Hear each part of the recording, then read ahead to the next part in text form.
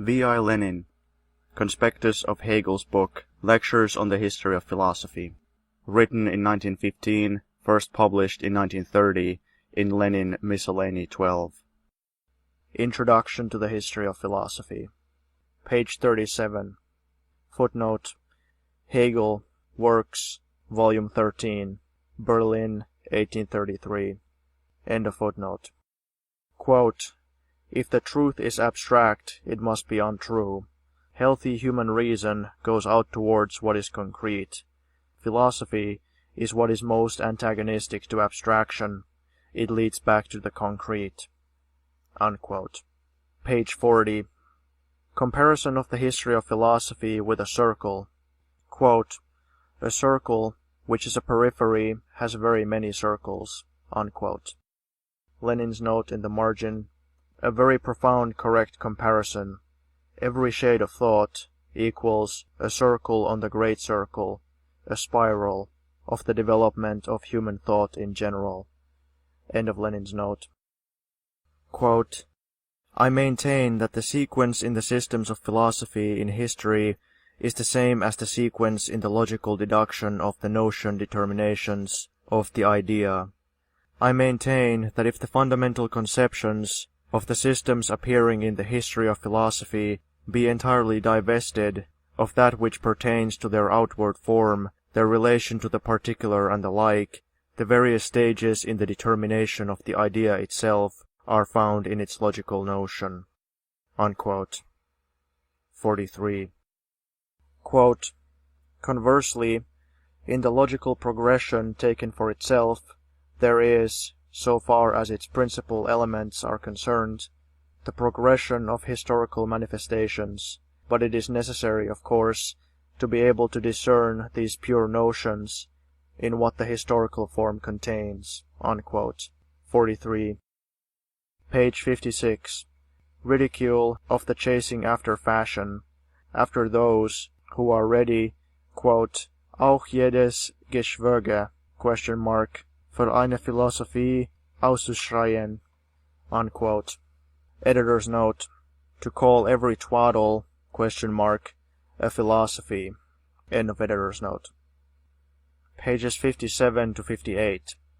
Excellent for strict historicity in the history of philosophy, so that one should not ascribe to the ancients a quote-unquote development of their ideas which is comprehensible to us, but which in fact was not present in the ancients.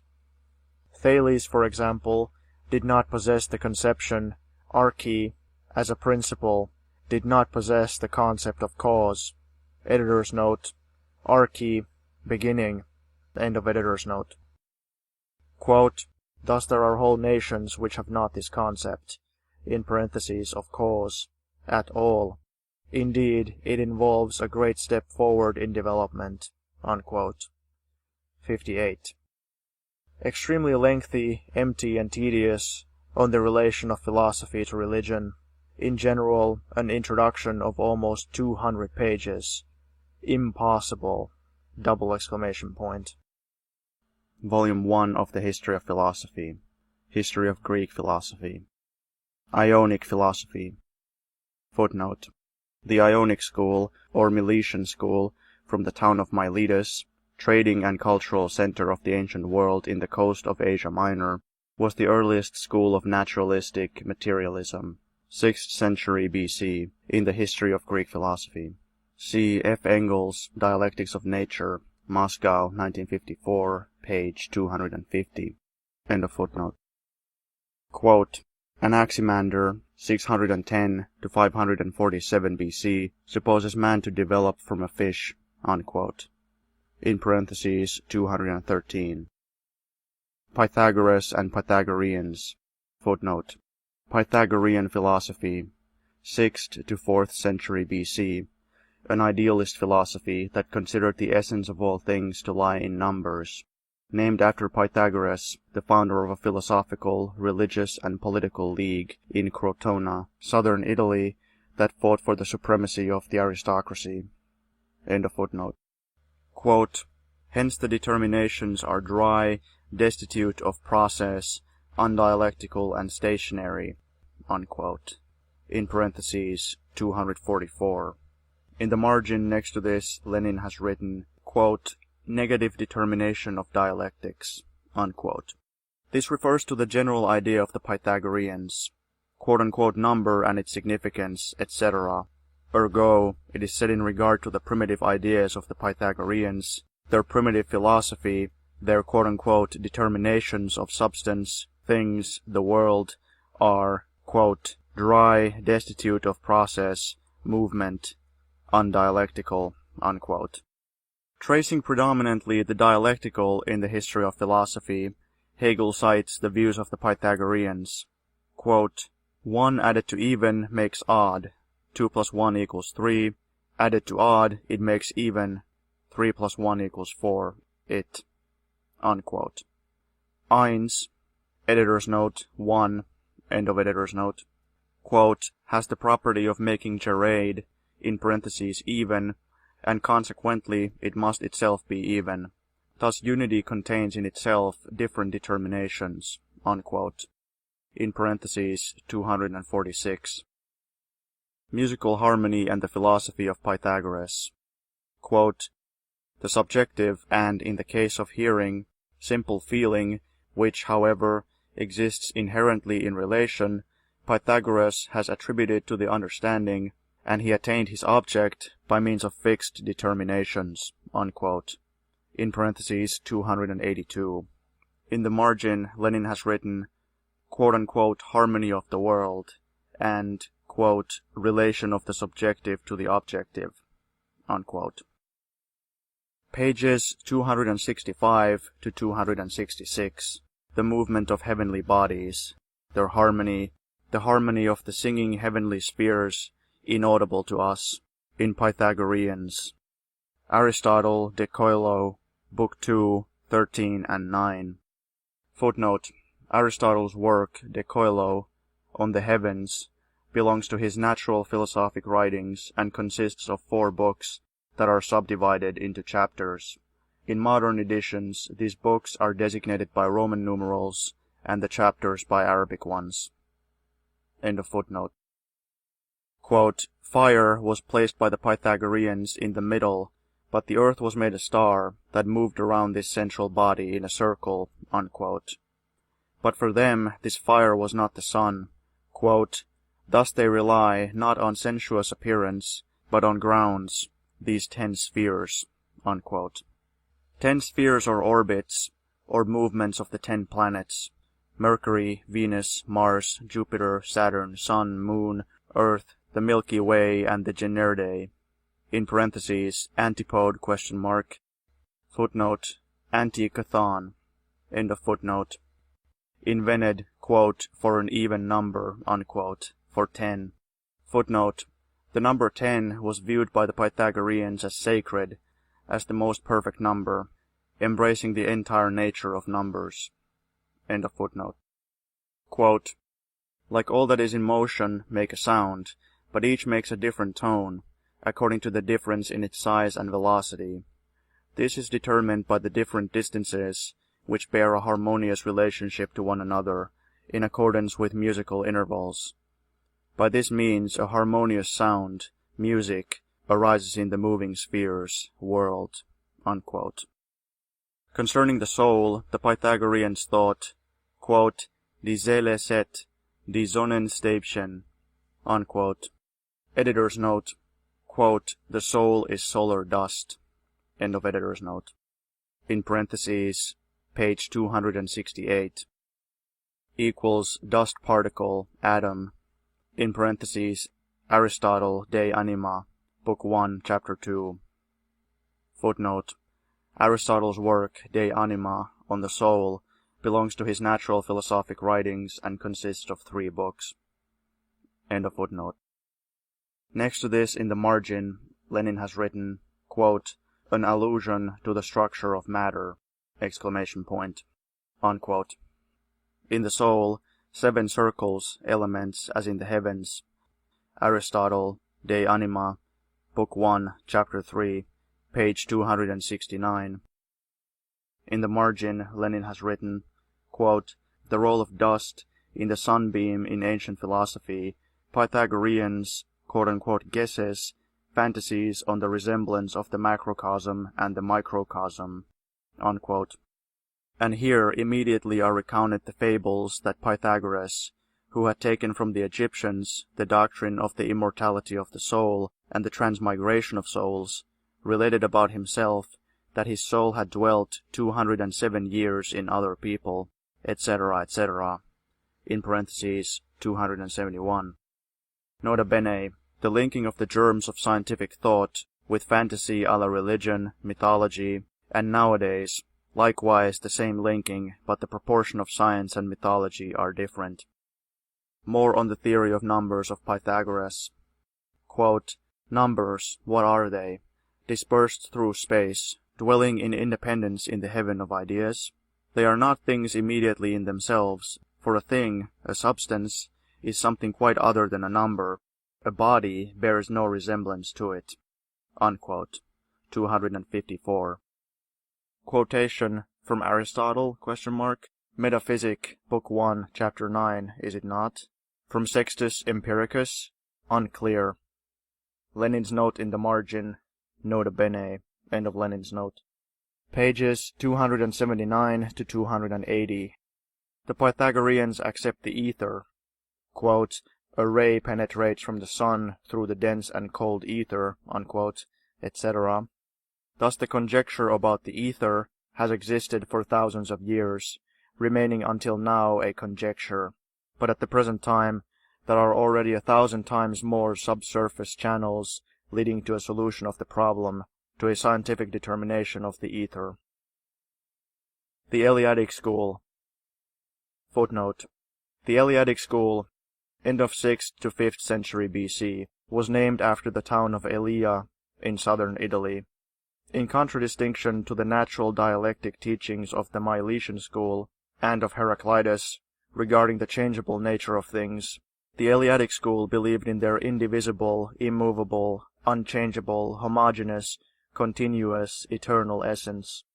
At the same time, some of the propositions of representatives of the Eleatic school, and particularly the proofs advanced by Zeno concerning the contradictoriness of motion, the so-called paradoxes of Zeno, despite their metaphysical conclusions, played a positive role in the development of ancient dialectics, having raised the problem of expressing in logical concept the contradictory character of the processes of motion. End of footnote.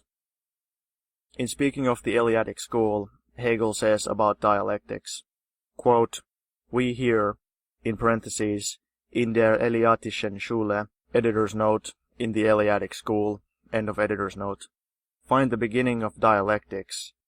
In the margin, Lenin has written, what is dialectics? And next to the following segment, alpha, back to Hegel's text, find the beginnings of dialectics, that is, simply the pure movement of thought in notions. Likewise, we see the opposition of thought to outward appearance or sensuous being. And next to this following part, Lenin has written, beta, back to text, or that which is implicitly to the being for another of this implicitness, and in the objective existence we see the contradiction which it has in itself, or dialectics proper, unquote. In parentheses 280. See the next page. Footnote. The next page of the manuscript contains the text given below. End of footnote. In the margin, Lenin has written, quote, Hegel on dialectics. See the previous page, unquote. Here are essentially two determinations, two characteristics, two typical features, Bestimmungen, keine Definitionen, of dialectics. Footnotes. Bestimmungen, keine Definitionen, is translated as determinations, not definitions. Determination is the comprehensive conception of the object which characterizes its essential aspects and connections with the surrounding world and the laws of its development. Definition, in this case, is the abstract formal logic determination that takes into account only the external features of the object.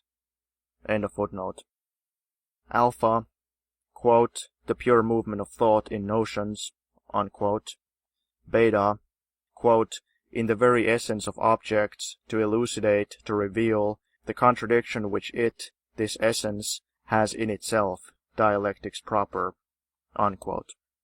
In other words, this quote-unquote fragment of Hegel's should be reproduced as follows. Dialectics in general is, quote, the pure movement of thought in notions, unquote. That is, putting it without the mysticism of idealism, human concepts are not fixed, but are eternally in movement. They pass into one another, they flow into one another. Otherwise, they do not reflect living life. The analysis of concepts, the study of them, the, quote, art of operating with them, unquote, in parentheses Engels, always demand study of the movement of concepts, of their inner connections, of their mutual transitions. Footnote. See F. Engels, Anti-Düring, Moscow, 1959, page 21. Also see page 264 of this volume. End of footnote. In particular, dialectics is the study of the opposition of the thing in itself, an sich, of the essence, substratum, substance, from the appearance, from, quote, being for others, unquote. Here, too, we see a transition, a flow from one to the other. The essence appears. The appearance is essential. Human thought goes endlessly deeper from appearance to essence, from essence of the first order, as it were, to essence of the second order, and so on without end. Dialectics in the proper sense is the study of contradiction in the very essence of objects. Not only are appearances transitory, mobile, fluid, demarcated only by conventional boundaries, but the essence of things is so as well. Sextus Empiricus presents the point of view of the skeptics as follows. Next to this following quote, Lenin has written in the margin, quote, the comparison is a tempting one, unquote. Quote, let us imagine that in a house in which there are many valuables, there were those who sought for gold by night. Each would then think that he had found the gold, but would not know for certain whether he had actually found it. Thus, philosophers come into this world, as into a great house, to seek the truth, but were they to reach it, they could not tell whether they had really attained it, unquote. In parentheses 288 to 289. Xenophanes the Eleatic said, quote, did beasts and lions only have hands, works of art thereby to bring forth as do men, they would, in creating divine forms, give to them what in image and size belongs to themselves, unquote. In parentheses 289 to 290. Lenin's note in the margin, gods in the image of man, end of Lenin's note. Quote, what especially characterizes Zeno is dialectics, which begins with him, unquote. In parentheses 302. Quote, we find in Zeno likewise true objective dialectics, unquote. In parentheses 309. 310.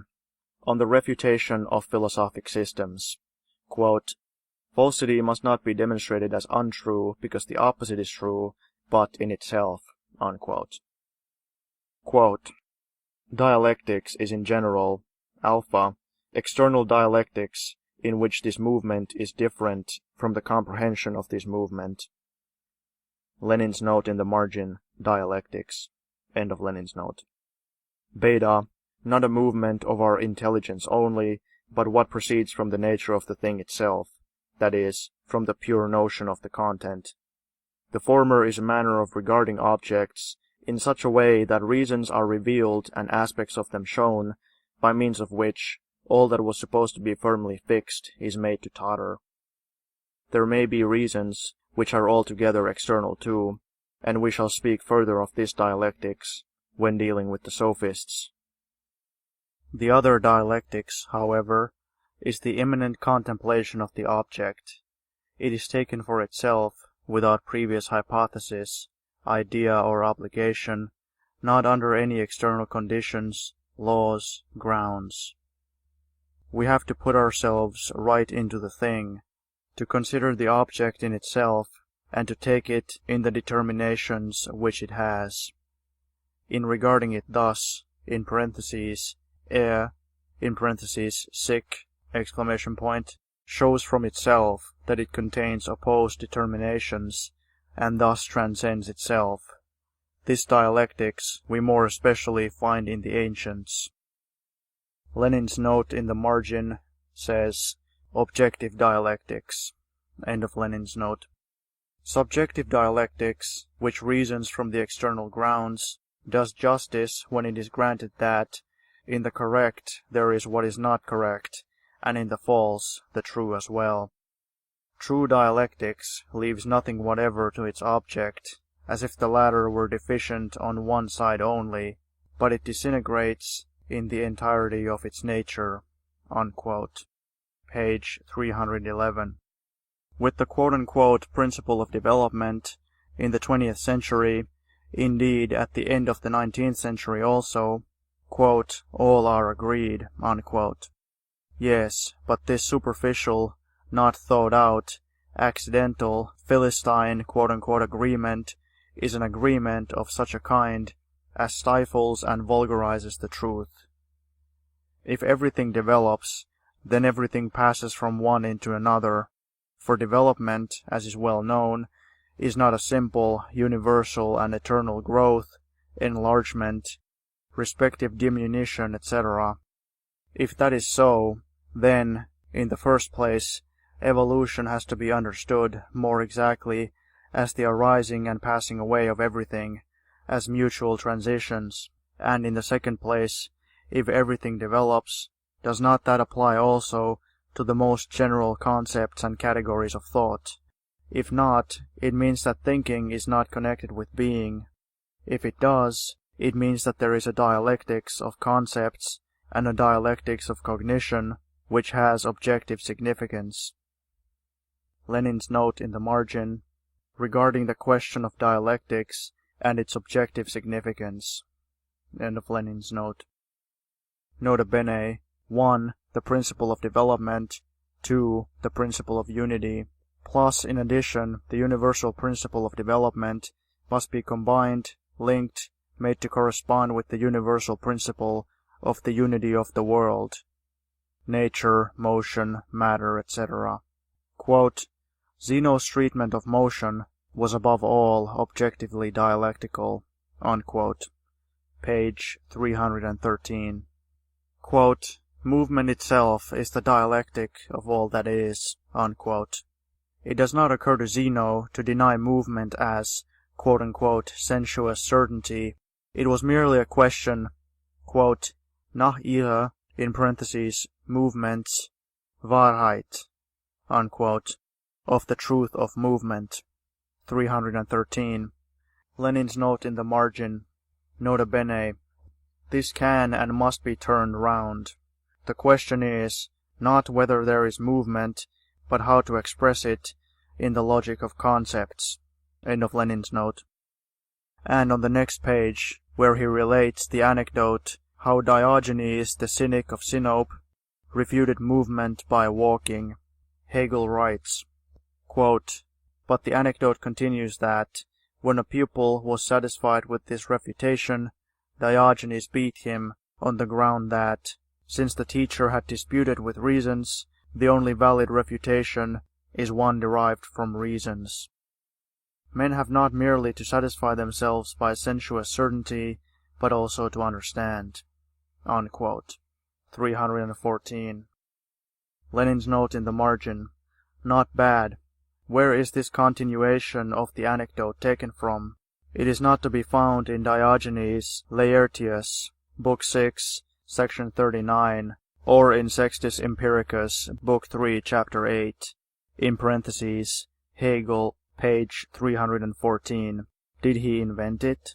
End of Lenin's note. Footnote. The reference is to the work of Diogenes Laertius, Lives and Opinions of Famous Philosophers, consisting of 10 books. It was published in Ancient Greek by G. Gibner, volumes 1 and 2, Leipzig, 1830 to 1833, and to the work of Sextus Empiricus, Basic Tenets of Pyrrhonism, in 3 books. End of footnote. Zeno has 4 ways of refuting motion. 1. That which is moving to an end must cover half of the path, and of this half, again first its half, and so on ad infinitum. Aristotle. Space and time are infinitely divisible in potentiality, page 316, but not infinitely divided in actuality. Bailey, Dictionnaire, Volume 4, Article Zeno, calls this reply of Aristotle's pitiful, and says, quote, "If one drew an infinite number of lines on a particle of matter, one would not thereby introduce a division that would reduce to an actual infinity that which according to him was only a potential infinity." Unquote. Footnote. The reference is to Pierre Bailly, Dictionnaire historique et critique, Historical and Critical Dictionary, 4 volumes, Amsterdam and Leiden, 1740. End of footnote. And Hegel writes, in parentheses 317, quote, "Dies sie ist gut," unquote. Editor's note, "This if is good." End of editor's note. That is, if one carried out the infinite division to the end. Quote, "The essence of space and time is motion, for it is universal. To understand it means to express its essence in the form of the notion." Lenin's note in the margin, correct. End of Lenin's note. As unity of negativity and continuity, motion is expressed as the notion, as thought, but neither continuity nor discontinuity is to be posited as the essence. Unquote. Pages 318 to 319. Quote, "To understand means to express in the form of notions." Unquote. Motion is the essence of space and time.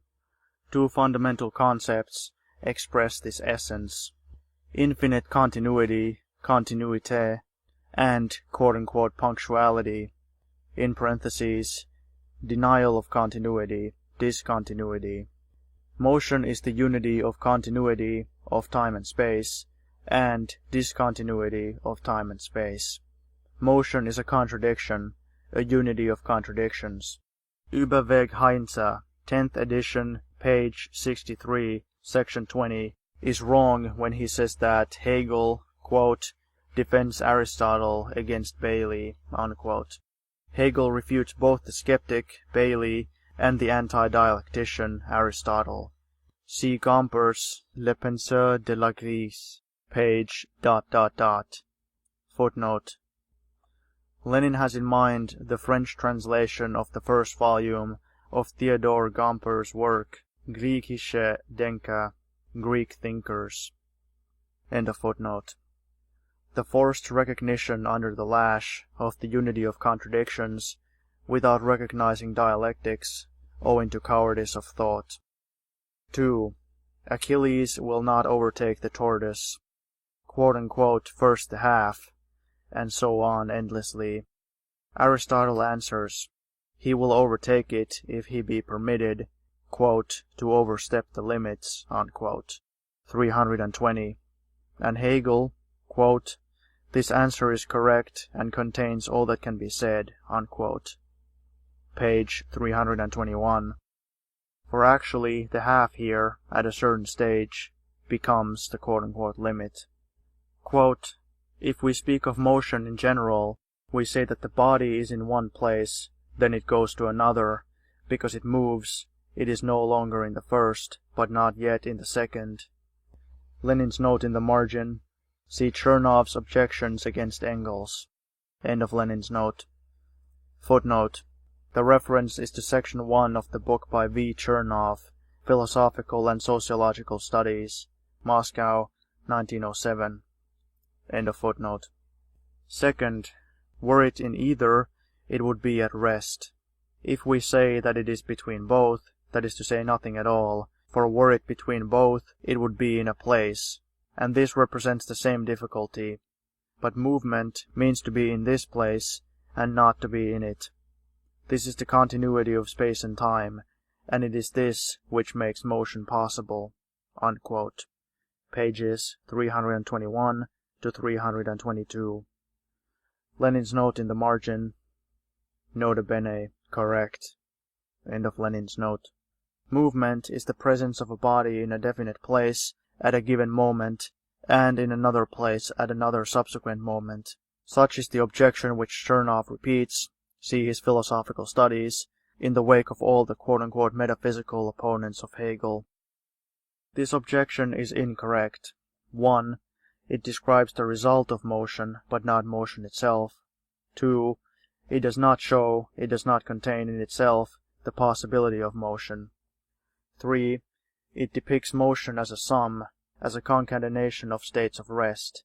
That is to say, the dialectical contradiction is not removed by it, but only concealed, shifted, screened, covered over. Quote, "What makes the difficulty is always thought alone, since it keeps apart the moments of an object, which in their separation are really united." Unquote. 322. Lenin's note in the margin, correct. End of Lenin's note. We cannot imagine, express, measure, depict movement, without interrupting continuity, without simplifying, coercioning, dismembering, strangling that which is living. The representation of movement by means of thought always makes coarse, kills, and not only by means of thought, but also by sense perception, and not only of movement, but every concept. And in that lies the essence of dialectics. And precisely this essence is expressed by the formula, the unity, identity of opposites. 3. Quote, "The flying arrow rests." Unquote. And Aristotle answers, "The error arises from the assumption that, quote, time consists of the individual nows." Unquote. Page 324. 4. Half is the equal to the double, motion, measured in comparison with an unmoving body and in comparison with a body moving in the opposite direction. At the end of the section on Zeno, Hegel compares him to Kant, whose antinomies, he says, quote, "do no more than Zeno did here." Unquote. The general conclusion of the dialectic of the Eleatics, quote, "the truth is one, all else is untrue," unquote. Quote, "just as the Kantian philosophy resulted in, quote, we know appearances only," unquote, on the whole the principle is the same." Unquote. Page 326. But there is also a difference. Quote, "In Kant, it is the spiritual that destroys the world. According to Zeno, the world of appearance in itself and for itself has no truth. According to Kant, it is our thought, our spiritual activity that is bad. It shows excessive humility of mind to believe that knowledge has no value." Unquote. 327. Lenin's note in the margin, Kant and his subjectivism, skepticism, etc. End of Lenin's note. The continuation of the Eleatics in Leucippus and among the Sophists. The philosophy of Heraclitus. After Zeno, in parentheses, he lived after Heraclitus, ? Hegel passes on to Heraclitus and says, quote, "It," Zeno's dialectics, may to that extent also be called subjective dialectics, insofar as it rests in the contemplative subjects, and the one without this dialectics, without this movement, is one abstract identity." Unquote. 328. Lenin's note in the margin, nota bene, end of Lenin's note. Footnote on Heraclitus. Heraclitus, circa 530 to 470 BC, lived prior to Zeno of Elea, circa 490 to 430 BC. Hegel discusses Heraclitus after the Eleatics because his philosophy, especially his dialectics, was superior to that of the Eleatics, in particular the dialectics of Zeno, whereas Eleatic philosophy embodied, in Hegel's view, the category of being, Heraclitus's philosophy was a historical expression of the higher, more concrete and genuine category of becoming. This is an example of how Hegel, quote-unquote, adapted the history of philosophy to fit the categories of his logic. At the same time, Hegel's treatment of Heraclitus and the Eleatics reflected the actual law-governed nature of the history of philosophy as a science.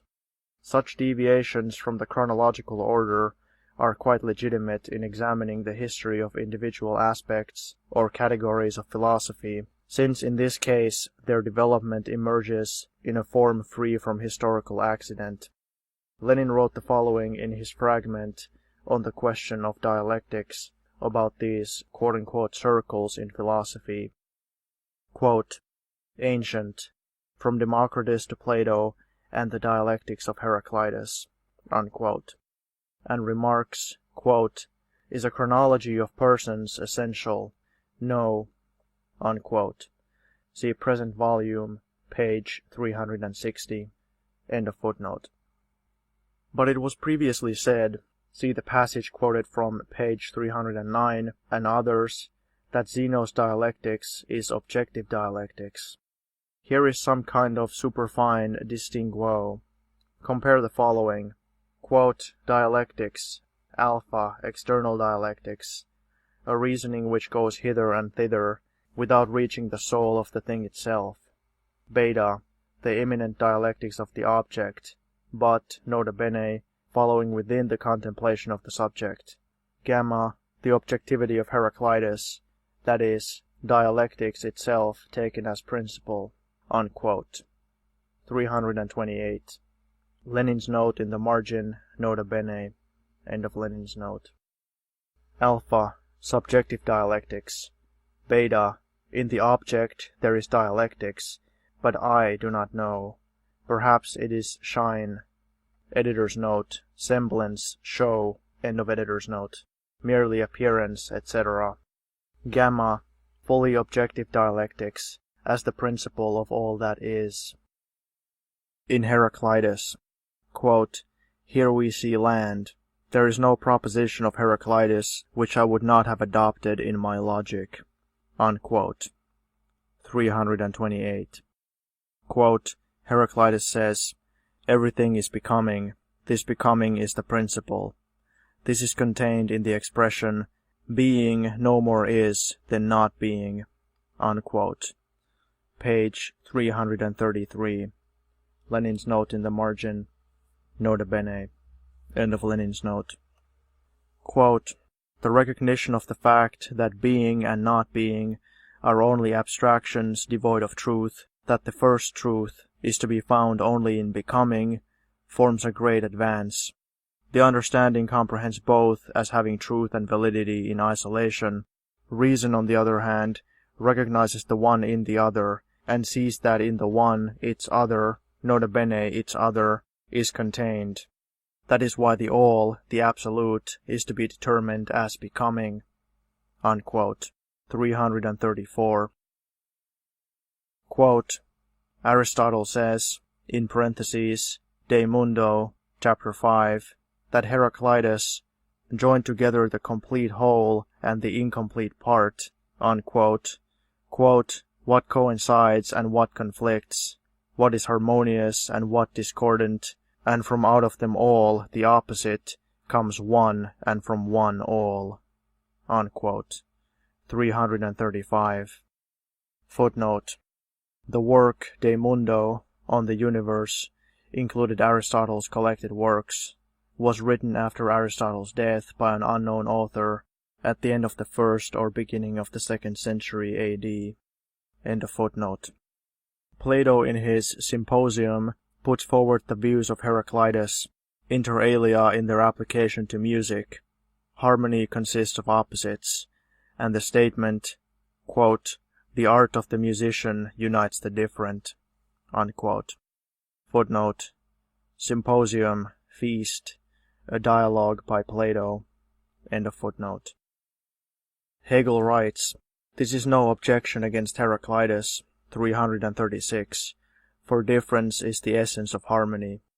Quote, "This harmony is precisely absolute becoming, change, not becoming other, now this and then another. The essential thing is that each different thing, each particular, is different from one another, not abstractly so from any other, but from its other. Each particular only is, insofar as its other is implicitly contained in its notion." Unquote. Lenin's note in the margin: quite right and important. The quote-unquote other as its other, development into its opposite. End of Lenin's note. Quote, "So also in the case of tones, they must be different, but so that they can also be united." Unquote. 336. Page 337. Incidentally, Sextus Empiricus and Aristotle are reckoned among the, quote, "best witnesses." Unquote. Heraclitus said, quote, "Die Zeit ist das erste körperliche Wesen." Unquote. Sextus Empiricus, page 338. Editor's note: "Time is the first corporeal essence." End of editor's note. Sextus Empiricus, page 338. Körperliche, editor's note: corporeal. End of editor's note. Quote-unquote unfortunate expression. Perhaps, Hegel says, nota bene, it was chosen by a skeptic, nota bene, but time, he says, is, quote, "das erste sinnliche Wesen." Unquote. Editor's note: the first sensuous essence. End of editor's note. Quote, "Time is pure becoming as perceived." Unquote. 338. In regard to the fact that Heraclitus considered fire as a process, Hegel says, quote, "Fire is physical time. It is this absolute unrest." Unquote. 340. And further, in regard to the natural philosophy of Heraclitus, quote, "It, in parentheses, Natur, is process in itself." Unquote. 344. Quote, "Nature is the never resting, and the all is the transition out of the one into the other, from division into unity, and from unity into division." Unquote. 341. Quote, "To understand nature means to represent it as process." Unquote. 339. Here is what is said to be the narrowness of natural science. Quote, "We listen to their account," unquote. Naturforscher, editor's note, of natural scientists. End of editor's note. Quote, "They only observe and say what they see, but this is not true, for unconsciously they transform what is immediately seen by means of the notion." Lenin's note in the margin says nota bene. End of Lenin's note. And the strife is not due to the opposition between observation and the absolute notion, but between the limited rigid notion and the absolute notion. They show that changes are non-existent." Unquote. 344 to 345. Lenin's note in the margin, nota bene. End of Lenin's note. Quote, "Water in its decomposition reveals hydrogen and oxygen. These have not arisen, for they were already there as such, as the parts of which the water consists." Unquote. Thus Hegel mimics the natural scientists. Quote, "As we find in all expression of perception and experience, as soon as men speak, there is a notion present. It cannot be withheld, for in consciousness there is always a touch of universality and truth." Unquote. Quite right and important. It is precisely this that Engels repeated in more popular form when he wrote that natural scientists ought to know that the results of natural science are concepts, and that the art of operating with concepts is not inborn, but is the result of 2,000 years of the development of natural science and philosophy. Footnote: C. F. Engels, Anti-Düring, Moscow, 1959, pages 21 to 22. End of footnote. The concept of transformation is taken narrowly by natural scientists, and they lack understanding of dialectics. Quote, "He, in parentheses Heraclitus, is the one who first expressed the nature of the infinite, and who first understood nature as infinite in itself, that is, its essence as process." Unquote. 346. On the quote-unquote concept of necessity, see page 347, Heraclitus could not see truth in quote-unquote sensuous certainty, 348, but in quote-unquote necessity, hymarmony, logos. Editor's note. Hymarmony is translated as fate. End of editor's note. Nota bene, quote, absolute meditation, unquote. 348. Lenin's note in the margin, quote, absolute connection, unquote. End of Lenin's note. Quote, the rational, the true, that which I know, is indeed a withdrawal from the objective as from what is sensuous, individual, definite, and existent.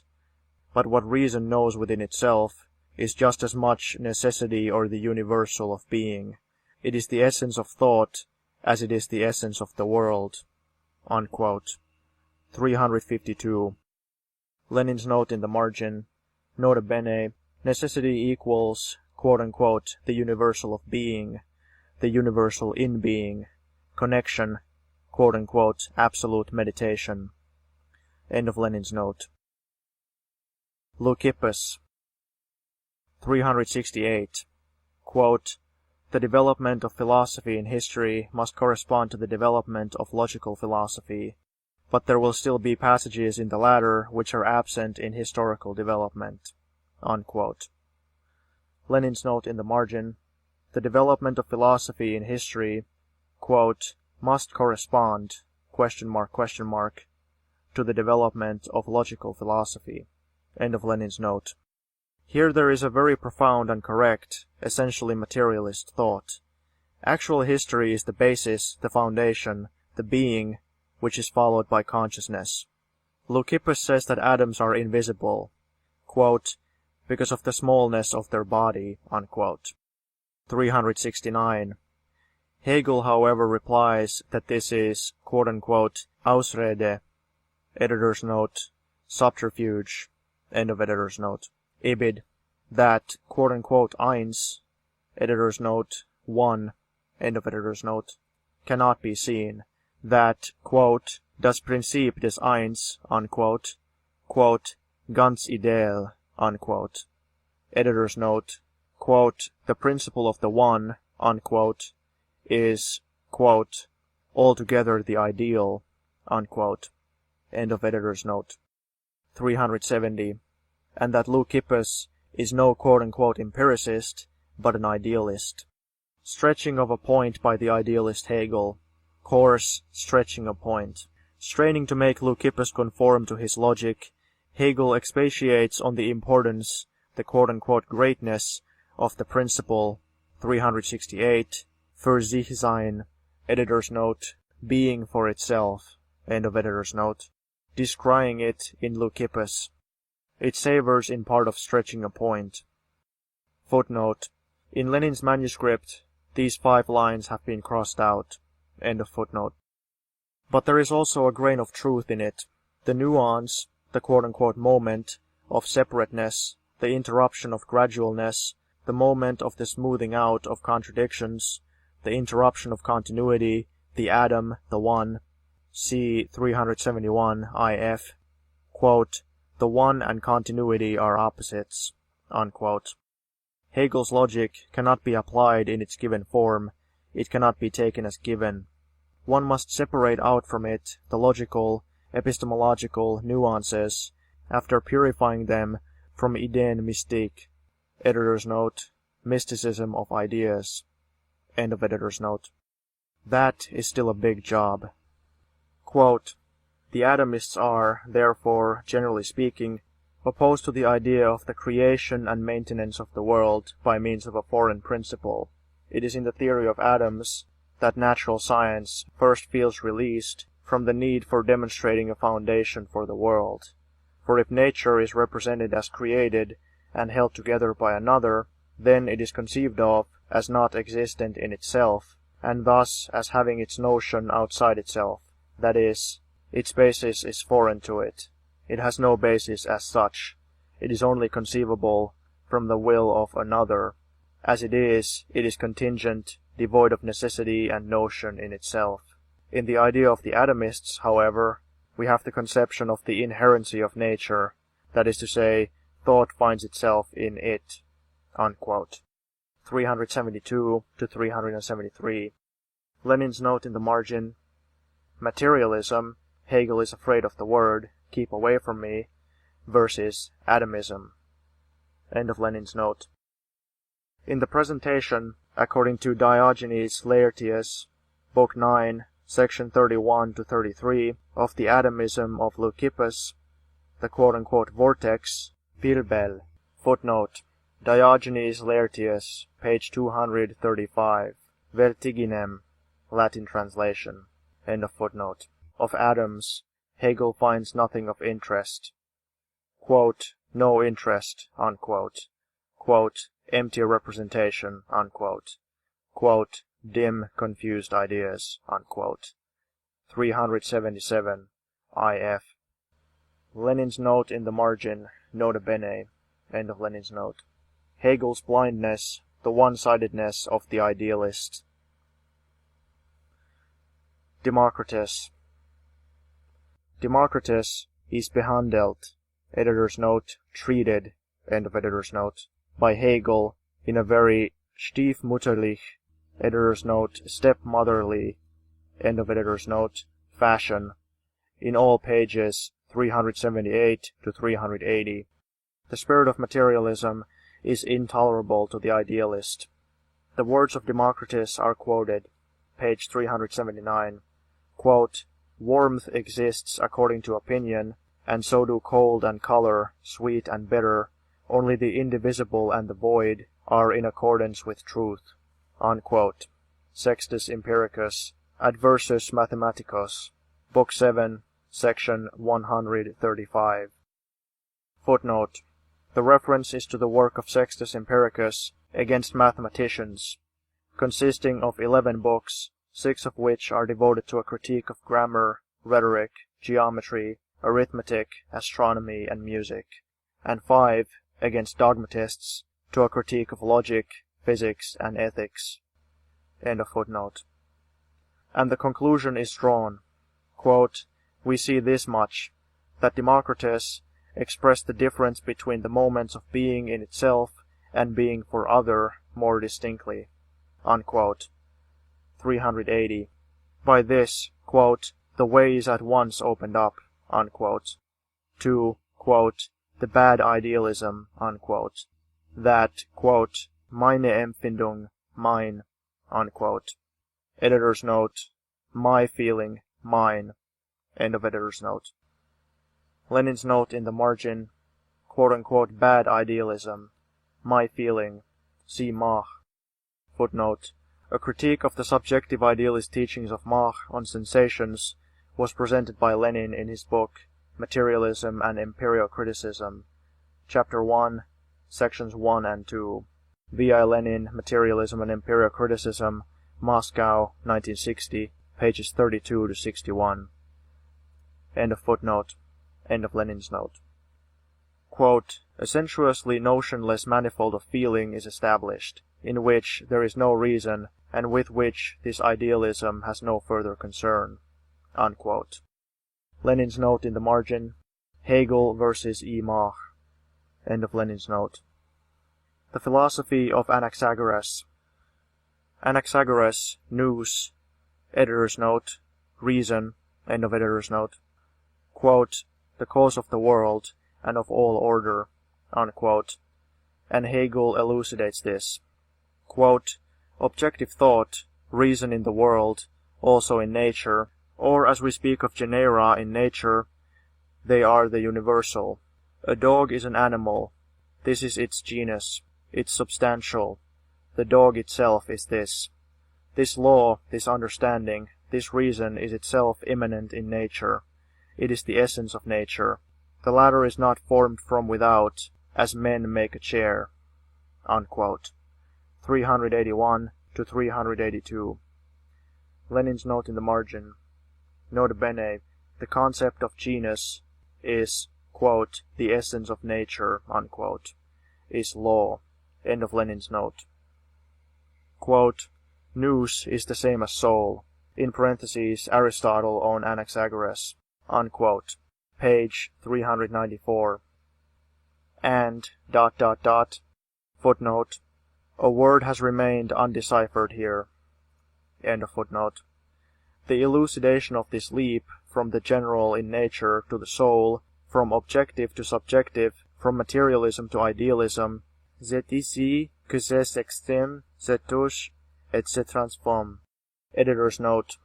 It is here that these extremes come into contact and are transformed. End of editor's note.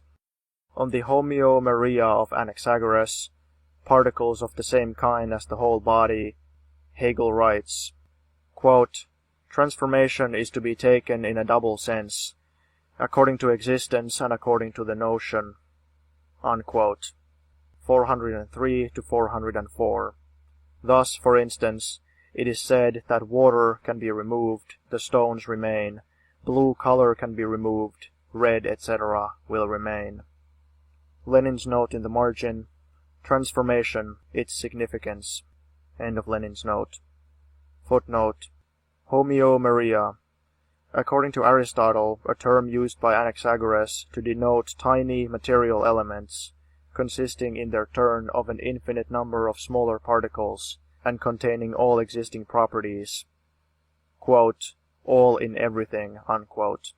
The elements themselves are inert and set in motion by nous, mind, reason, believed by Anaxagoras to be a kind of fine and light matter.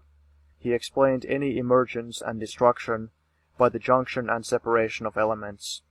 In the extant fragments of Anaxagoras' work, these elements are called quote-unquote seeds or quote-unquote things. The term homeomere was introduced by Aristotle. End of footnote. Quote, this is only according to existence, according to the notion. They only interpenetrate. It is inner necessity. Unquote. Just as one cannot remove the heart by itself from the living body without the lungs perishing, etc. Quote, nature likewise exists only in unity, just as the brain exists only in unity with the other organs. Unquote. 404. Whereby some conceive transformation in the sense of the presence of small qualitatively determined particles and their growth, respective diminution, combination and separation. The other conception, in parentheses Heraclitus, the transformation of one into another. 403. Existence and notion are to be distinguished in Hegel approximately as follows. Fact, being, taken separately, torn from its connection, and connection, the notion, mutual relation, concatenation, law, necessity. 415. The notion is that which things are in and for themselves. Unquote.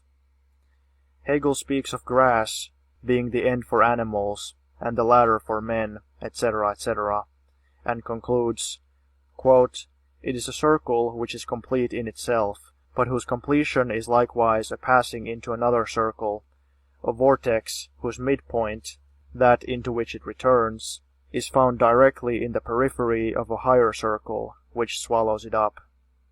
Unquote. 414. So far, the ancients are said to have furnished little. Quote, universal is a meager determination. Everyone knows of the universal, but not of its essence. Unquote. 416. Lenin's note in the margin, nota bene, the quote-unquote universal as quote-unquote essence. End of Lenin's note.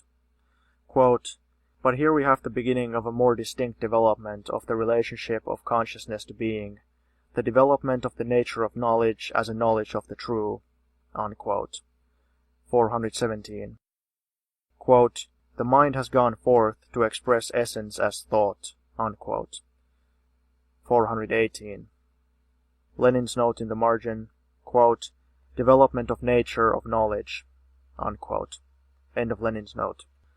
Quote, we see this development of the universal, in which essence goes right over to the side of consciousness, in the so much decried worldly wisdom of the sophists. Unquote. 418. End of the first volume. The second volume begins with the sophists. Volume 2 of the History of Philosophy. The Philosophy of the Sophists. Footnote. Sophists, from the Greek sophos, a wise man. The designation, since the second half of the 5th century BC, for professional philosophers, teachers of philosophy and rhetoric. The sophists did not constitute a single school. The most characteristic feature common to sophists was their belief in the relativity of all human ideas, ethical standards and values, expressed by Protagoras in the following famous statement, quote, "Man is the measure of all things. Of what is, that it is, and of what is not, that it is not." Unquote. In the first half of the 4th century BC, Sophism disintegrated and degenerated into a barren play with logical conceptions. End of footnote. Speaking of the Sophists, Hegel, in extreme detail, chews over the thought that sophistry contains an element common to all culture, in parentheses Bildung in general, our own included, namely the adducing of proofs, in parentheses Gründe and Gegengründe. Editor's note, Gegengründe, counterproof, end of editor's note. Quote-unquote reflecting reasoning, the finding of the most diverse points of view in everything, subjectivity, lack of objectivity. In discussing Protagoras and his famous thesis, "Man is the measure of all things," Hegel places Kant close to him. Quote, "Man is the measure of everything. Man, therefore, is the subject in general. The existent, consequently, is not so in isolation, but is for my knowledge. Consciousness is essentially the producer of the content in what is objective, and subjective thinking is thereby essentially active." And this view extends even to the most modern philosophy, as when, for instance, Kant says that we only know phenomena, that is, that what seems to us to be objective, to be reality, is only to be considered in its relation to consciousness, and does not exist without this relation. Unquote. In parentheses 31. Footnote. Hegel, Works, Volume 14, Berlin, 1833. End of footnote. Lenin's note in the margin, Protagoras and Kant. End of Lenin's note. The second quote-unquote moment is objectivity, das Allgemeine. Editor's note, the universal. End of editor's note. Quote, "It is posited by me, but is likewise in itself objectively universal, not posited by me." Unquote. In parentheses 32. Diese Relativität. Editor's note, this relativity. End of editor's note. In parentheses 32. Quote, "Everything has a relative truth only." Unquote. In parentheses 33. According to Protagoras. Lenin's note in the margin, the relativism of the sophist. End of Lenin's note. Quote, "Kant's phenomenon is no more than an external impulse, an X, an unknown, which first receives these determinations through our feeling, through us. Even if there were an objective ground for our calling one thing cold and another warm, we could indeed say that they must have diversity in themselves, but warmth and cold first become what they are in our feeling. Similarly, things are, etc. Thus experience was called a phenomenon." Unquote. In parentheses 34. Lenin's note in the margin, Kant and the Sophists, and Phenomenologism, à la Mach. Nota bene. End of Lenin's note. Footnote. Phenomenologism. A branch of subjective idealism that considers phenomena to be only the totality of man's sensations. The Machists were phenomenalists. An important role in the Marxist criticism of phenomenologism was played by Lenin's book, Materialism and Imperial Criticism. Collected Works, Volume 14. End of footnote. Quote, "The world is consequently not only phenomenal, in that it is for consciousness, and thus that its being is only one relative to consciousness, but it is likewise phenomenal in itself." Unquote. In parentheses 35. Lenin's note in the margin, not only relativism. End of Lenin's note. Quote, "This skepticism reached a much deeper point in Gorgias." Unquote. In parentheses 35. Lenin's note in the margin, skepticism. End of Lenin's note. Quote, his dialectic, unquote, that of Gorgias the sophist, in parentheses, many times, page 36, idem, page 37. Lenin's note in the margin, nota bene, end of Lenin's note. Tiedemann said that Gorgias went further than the quote-unquote common sense of man, and Hegel makes fun of this. Every philosophy goes further than quote-unquote common sense, for common sense is not philosophy. Prior to Copernicus, it was contrary to common sense to say that the earth goes around the sun. In parentheses, 36. Lenin's note in the margin, Hegel on quote-unquote common sense. End of Lenin's note. Quote-unquote it, in parentheses, der gesunde Menschenverstand, editor's note, common sense, end of editor's note, quote, is the mode of thought of its time, containing all the prejudices of this time, unquote. Lenin's note in the margin, common sense equals the prejudices of its time, end of Lenin's note. Gorgias, page 37, 1. Nothing exists, nothing is. 2. Assuming that being is, it cannot be known. 3. Even if it is knowable, no communication of what is known is possible. Quote, Gorgias is conscious that they, in parentheses, being and not being, their mutual sublation, quote, are vanishing moments. The unconscious conception has this truth also, but knows nothing about it, unquote. In parentheses, 40. Quote-unquote vanishing moments equal being and not being. That is a magnificent definition of dialectics. Quote, Gorgias, alpha, justly argues against absolute realism, which, because it has a notion, thinks it possesses the very thing itself, when actually it possesses only something relative. Beta falls into the bad idealism of modern times. Quote, what is thought is always subjective, and thus not the existent, since through thought an existent is transformed into what is thought, unquote. In parentheses, 41. Lenin's note in the margin, Gorgias, quote-unquote absolute realism, and Kant. End of Lenin's note. And further below, in parentheses, page 41 IF, Kant is again mentioned. To be added on Gorgias. Footnote. This excerpt was made by Lenin somewhat later in outlining the philosophy of Socrates, pages 43 to 44 of Hegel. See page 273 of this volume. End of footnote. He puts, quote-unquote, either or to the fundamental questions. Quote, but that is not true dialectics. It would be necessary to prove that the object must be necessarily in one or another determination, not in and for itself. The object resolves itself only into those determinations, but from that nothing follows regarding the nature of the object itself, unquote. In parentheses, 39. Lenin's note in the margin, dialectics in the object itself. End of Lenin's note. To be added further on Gorgias. Footnote.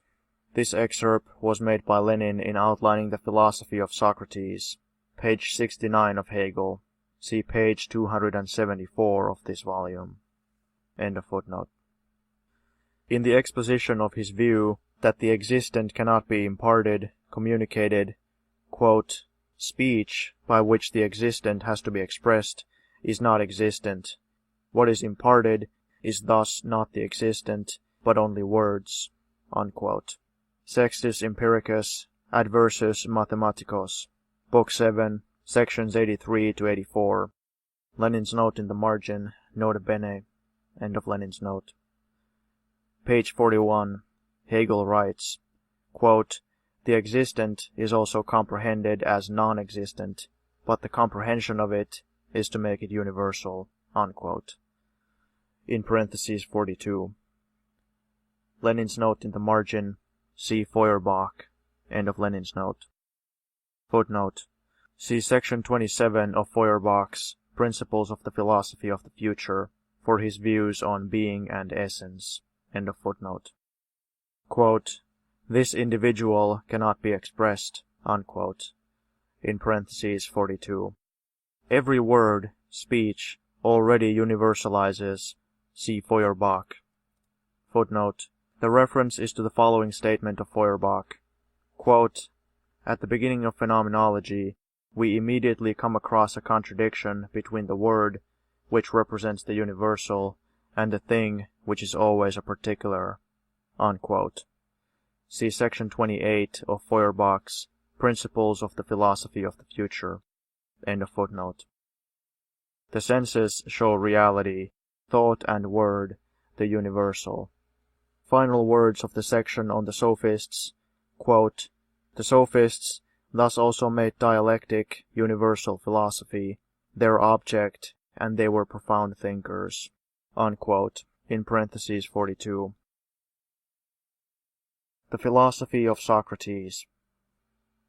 Socrates is a quote-unquote world-famed personage, in parentheses 42, the quote-unquote most interesting, ibid, in the philosophy of antiquity, quote, subjectivity of thought, unquote, in parentheses 42, quote, freedom of self-consciousness, unquote, in parentheses 44. Quote, "Herein lies the ambiguity of dialectics and sophistry. The objective disappears," unquote. Is the subjective contingent, or is there in it, quote-unquote, an im selbst, editor's note, in itself, end of editor's note, the objective and universal, in parentheses 43. Footnote. Following this paragraph in the manuscript is an excerpt on Gorgias's philosophy, beginning with the words, quote, "to be added on Gorgias," unquote. See page 271 of this volume. End of footnote. Quote, "True thought thinks in such a way that its content is as truly objective as subjective," unquote. In parentheses 44. And in Socrates and Plato we see, Hegel says, not only subjectivity, quote, "the reference of any judgment to consciousness is held by him, Socrates, in common with sophists," unquote, but also objectivity. Quote, "Objectivity has here, in parentheses, in Socrates, the sense of the universal, existent in and for itself, and not external objectivity," unquote, in parentheses 45. Idem 46. Quote, "not external objectivity, but the spiritual universal," unquote. Lenin's note in the margin, nota bene, end of Lenin's note. And 2 lines further down, quote, "Kant's ideal is the phenomenon, not objective in itself," unquote. In parentheses 46. Lenin's note in the margin, Kant, end of Lenin's note. Socrates called his method Hebammenkunst, editor's note, the art of midwifery, end of editor's note. In parentheses, page 64. Derived from his mother, he said, Socrates' mother equals midwife, to help in bringing thoughts to birth. Lenin's note in the margin, shrewd, exclamation point, end of Lenin's note. Hegel's example, everyone knows, he says, that Werden is, but it surprises us if we analyze, reflektirend, and find that it is, quote, the identity of being and not being, unquote. Quote, so great a distinction, unquote. In parentheses 67. Lenin's note in the margin, Werden equals Nichtsein und Sein, end of Lenin's note. Editor's note, becoming equals not being and being, end of editor's note. Meno, in parentheses, Plato's Meno, compared Socrates to an electric eel, Zitteral, which makes anyone who touches it narcotisch. Editor's note, drugged, end of editor's note. In parentheses 69. Footnote. Meno, Plato's dialogue directed against the sophists. It is considered to be one of Plato's early works. End of footnote. And I too am narcotisch, and I cannot answer you. Footnote. Following this paragraph in the manuscript is an excerpt on Gorgias's philosophy, beginning with the words, quote, to be added further on Gorgias, unquote. See page 272 of this volume. End of footnote. Quote, that which is held by me as truth and right is spirit of my spirit. But what the spirit derives thus from itself, what it so holds, must come from it as the universal, as from the spirit, which acts in a universal manner, and not from its passions, interests, likings, whims, aims, inclinations, etc. These too certainly come from something inward, which is, quote, implanted in us by nature, unquote, but they are only in a natural way our own, unquote. In parentheses 74 to 75. Lenin's note in the margin, Trebiendi, editor's note, very well put, end of editor's note. End of Lenin's note. Intelligent idealism is closer to intelligent materialism than stupid materialism. Dialectical idealism, instead of intelligent, metaphysical, undeveloped, dead, crude, rigid, instead of stupid. To be elaborated. Plekhanov wrote on philosophy, dialectics, probably about 1,000 pages. Beltov plus against Bogdanov, plus against the Kantians, plus fundamental questions, etc., etc. Lenin's note in the margin, nota bene. End of Lenin's note. Footnote. Lenin is referring to the following philosophical works of Plekhanov.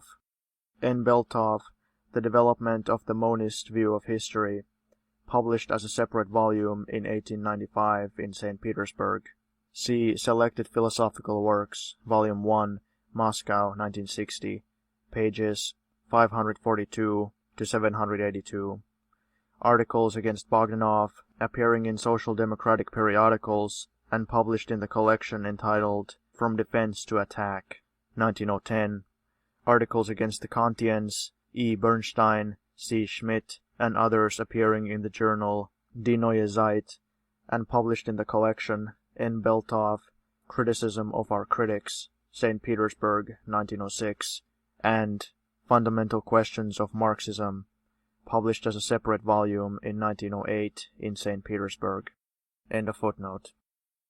Among them about the large logic, in connection with it, its thought, that is, dialectics proper, as philosophical science, nil. Protagoras, quote, man is the measure of all things, unquote. Socrates, quote, man as thinking is the measure of all things, unquote. In parentheses 75. Lenin's note in the margin, nuance, exclamation point. End of Lenin's note. Xenophon, in his Memorabilion, described Socrates better, more accurately, and more faithfully than Plato. Pages 80 to 81. The Socratics. In connection with the sophism about the quote-unquote heap and quote-unquote bald, Hegel repeats the transition of quantity into quality and vice versa, dialectics. Pages 139 to 140. 143 to 144, at length about the fact that, quote, language in essence expresses only the universal. What is meant, however, is the special, the particular. Hence, what is meant cannot be said in speech, unquote. Quote-unquote it, question mark, the most universal word of all. Lenin's note in the margin, nota bene, in language there is only the universal. End of Lenin's note. Who is it? I. Every person is an I. Das Sinnliche? Editor's note, the sensuous. End of editor's note. It is a universal, etc., etc. Quote-unquote this, question mark, question mark. Everyone is, quote-unquote, this. Why can the particular not be named? One of the objects of a given kind, tables, is distinguished by something from the rest. Quote, that the universal should in philosophy be given a place of such importance that only the universal can be expressed, and the quote-unquote it which is meant cannot, indicates a state of consciousness and thought which the philosophical culture of our time has not yet reached. Unquote. Hegel includes here, quote, the skepticism of our times, unquote, in parentheses 143, in parentheses Kant's question mark, and those who assert that, quote, sensuous certainty is the truth, unquote, in parentheses 143, for das Sinnliche, quote, is a universal, unquote, in parentheses 143. Thereby Hegel hits every materialism except dialectical materialism. Nota bene. To call by name, but the name is a contingent symbol and does not express Sache selbst. Editor's note, the very essence of the thing. End of editor's note. How can the particular be expressed? In parentheses 144. Hegel seriously quote-unquote believed, thought, that materialism as a philosophy was impossible, for philosophy is the science of thinking of the universal, but the universal is a thought. Here he repeated the error of the same subjective idealism that he always called quote-unquote bad idealism. Objective and still more absolute idealism came very close to materialism, by a zigzag and a somersault, even partially became transformed into it. Lenin's note in the margin, Hegel and dialectical materialism. End of Lenin's note. The Cyrenaics held sensation for the truth. Quote, the truth is not what is in sensation, the content, but is itself sensation, unquote. In parentheses 151. Lenin's note in the margin, sensation in the theory of knowledge of the Cyrenaics. End of Lenin's note. Footnote. Cyrenaics, adherents of an ancient Greek school of philosophy, founded in the 5th century BC by Aristippus of Cyrene, North Africa. In the theory of knowledge, the Cyrenaics adhered to sensualism. They asserted that objective truth does not exist, and that, with certainty, one can only speak of subjective sensations. In Cyrenaicism, the sensualist theory of knowledge is supplanted by sensualist ethics, the doctrine of sensual satisfaction as the basis of morality. The Cyrenaic school produced a number of representatives of ancient atheism. End of footnote. Quote, the main principle of the Cyrenaic school, therefore, is sensation, which should form the real criterion of the truth and the good, unquote. In parentheses 153. Quote, sensation is the indeterminate unit, unquote. In parentheses 154. But if thinking is added, then the universal appears and, quote-unquote, simple subjectivity disappears. Phenomenologists a la Mach and company inevitably become idealists on the question of the universal, quote-unquote, law, quote-unquote, necessity, etc. Lenin's note in the margin, nota bene, the Cyrenaics and Mach and company. End of Lenin's note. Footnote. See Überweg Heinze, section 88, page 122, 10th edition, and also about them in Plato's Theaetetus. There, the Cyrenaics, skepticism and subjectivism. The reference is to section 38, the Aristippian and Cyrenaic or hedonistic school, in Überweg's book, Grundriss der Geschichte der Philosophie des Altertums, 10 Auflage, Berlin, 1909, F. Überweg, Outline of the History of Ancient Philosophy, 10th edition, Berlin, 1909. In the dialogue Theaetetus, Plato expounds his mystical theory of knowledge, calling cognition the rise of reason into the realm of ideas. This rise is like recollection, since, according to Plato, reason, the soul, by their origin, belong to this supersensual world of ideas. End of footnote. Another Cyrenaic, Hegesias, quote-unquote, recognized, quote, this incongruity between sensation and universality," unquote. In parentheses 155. They confuse sensation as a principle of the theory of knowledge and a principle of ethics. This nota bene. But Hegel separated the theory of knowledge. The philosophy of Plato. In regard to Plato's plan by which philosophers ought to rule the state, quote, "The territory of history is different from that of philosophy," unquote. Quote, "We must recognize that action represents at the same time the endeavors of the subject as such for particular ends. All those particular ends are really only means for bringing forth the idea, because it is the absolute power," unquote. In parentheses 193. Lenin's note in the margin. Particular ends in history create the quote-unquote idea, the law of history. End of Lenin's note. Concerning Plato's doctrine on ideas, quote, "Because sensuous perception shows nothing purely or as it is in itself," unquote. In parentheses Phaedo. Page 213. Therefore the body is a hindrance to the soul. Lenin's note in the margin. Quote-unquote purity equals lifelessness, ? Of universal conceptions. End of Lenin's note. The significance of the universal is contradictory. It is dead, impure, incomplete, etc., etc., but it alone is a stage towards knowledge of the concrete, for we can never know the concrete completely.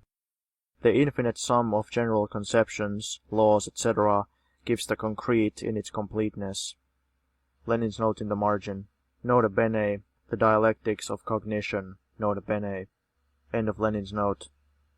The movement of cognition to the object can always only proceed dialectically, to retreat in order to hit. Most surely, reculer promissote, savoir. Editor's note. To fall back, the better to leap. To know. End of editor's note. Converging and diverging lines. Circles which touch one another. Notenpunkt. Editor's note. Nodal point. End of editor's note. Equal the practice of mankind and of human history. Practice equals the criterion of the coincidence of one of the infinite aspects of the real. Lenin's note in the margin. Nota bene. End of Lenin's note.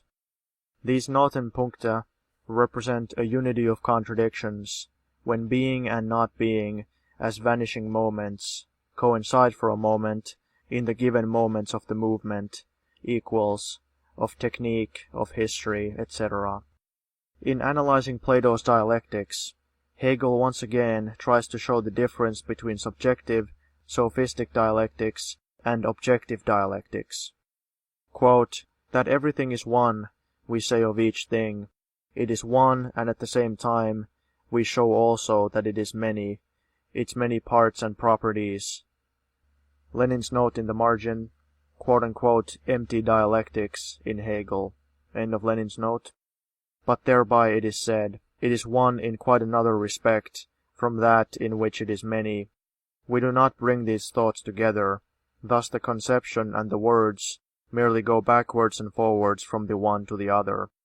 Lenin's note in the margin, nota bene. End of Lenin's note. If this passing to and fro is performed with consciousness, it is empty dialectics, which does not unite the opposites, and does not come to unity, unquote. In parentheses, 232. Lenin's note in the margin, quote-unquote empty dialectics. End of Lenin's note. Plato, in the Sophists, quote, "The point of difficulty, and what we ought to aim at, is to show that what is other is the same, and what is the same is other, and indeed in the same regard and from the same point of view," unquote. In parentheses 233. Lenin's note in the margin, nota bene, end of Lenin's note. Quote, "We must be conscious of the fact that the notion is neither merely the immediate in truth, although it is the simple, but it is of spiritual simplicity, essentially the thought which has returned into itself, in parentheses, immediately is only this red, etc., nor that it is only that which reflects itself in itself, the thing of consciousness, but is also in itself, that is, it is objective essence." Unquote. In parentheses, 245. Lenin's note in the margin, nota bene, objectivism. End of Lenin's note. The concept is not something immediate, although the concept is a quote-unquote simple thing, but this simplicity is quote-unquote spiritual, the simplicity of the idea. What is immediate is only the sensation of quote-unquote red, quote, "this is red," unquote, etc. The concept is not, quote, "merely the thing of consciousness," unquote, but is the essence of the object, gegenständliches Wesen.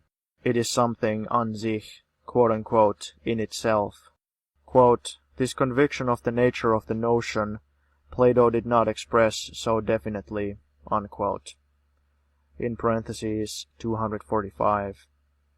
Hegel dilates at length on Plato's quote-unquote philosophy of nature, the ultra-nonsensical mysticism of ideas, such as that, quote, "triangles form the essence of sensuous things," unquote. In parentheses, 265, and such mystical nonsense. That is highly characteristic. The mystic idealist spiritualist Hegel, like all official clerical idealist philosophy of our day, extols and expatiates on mysticism, idealism in the history of philosophy, while ignoring and slighting materialism. See Hegel on Democritus, nil, !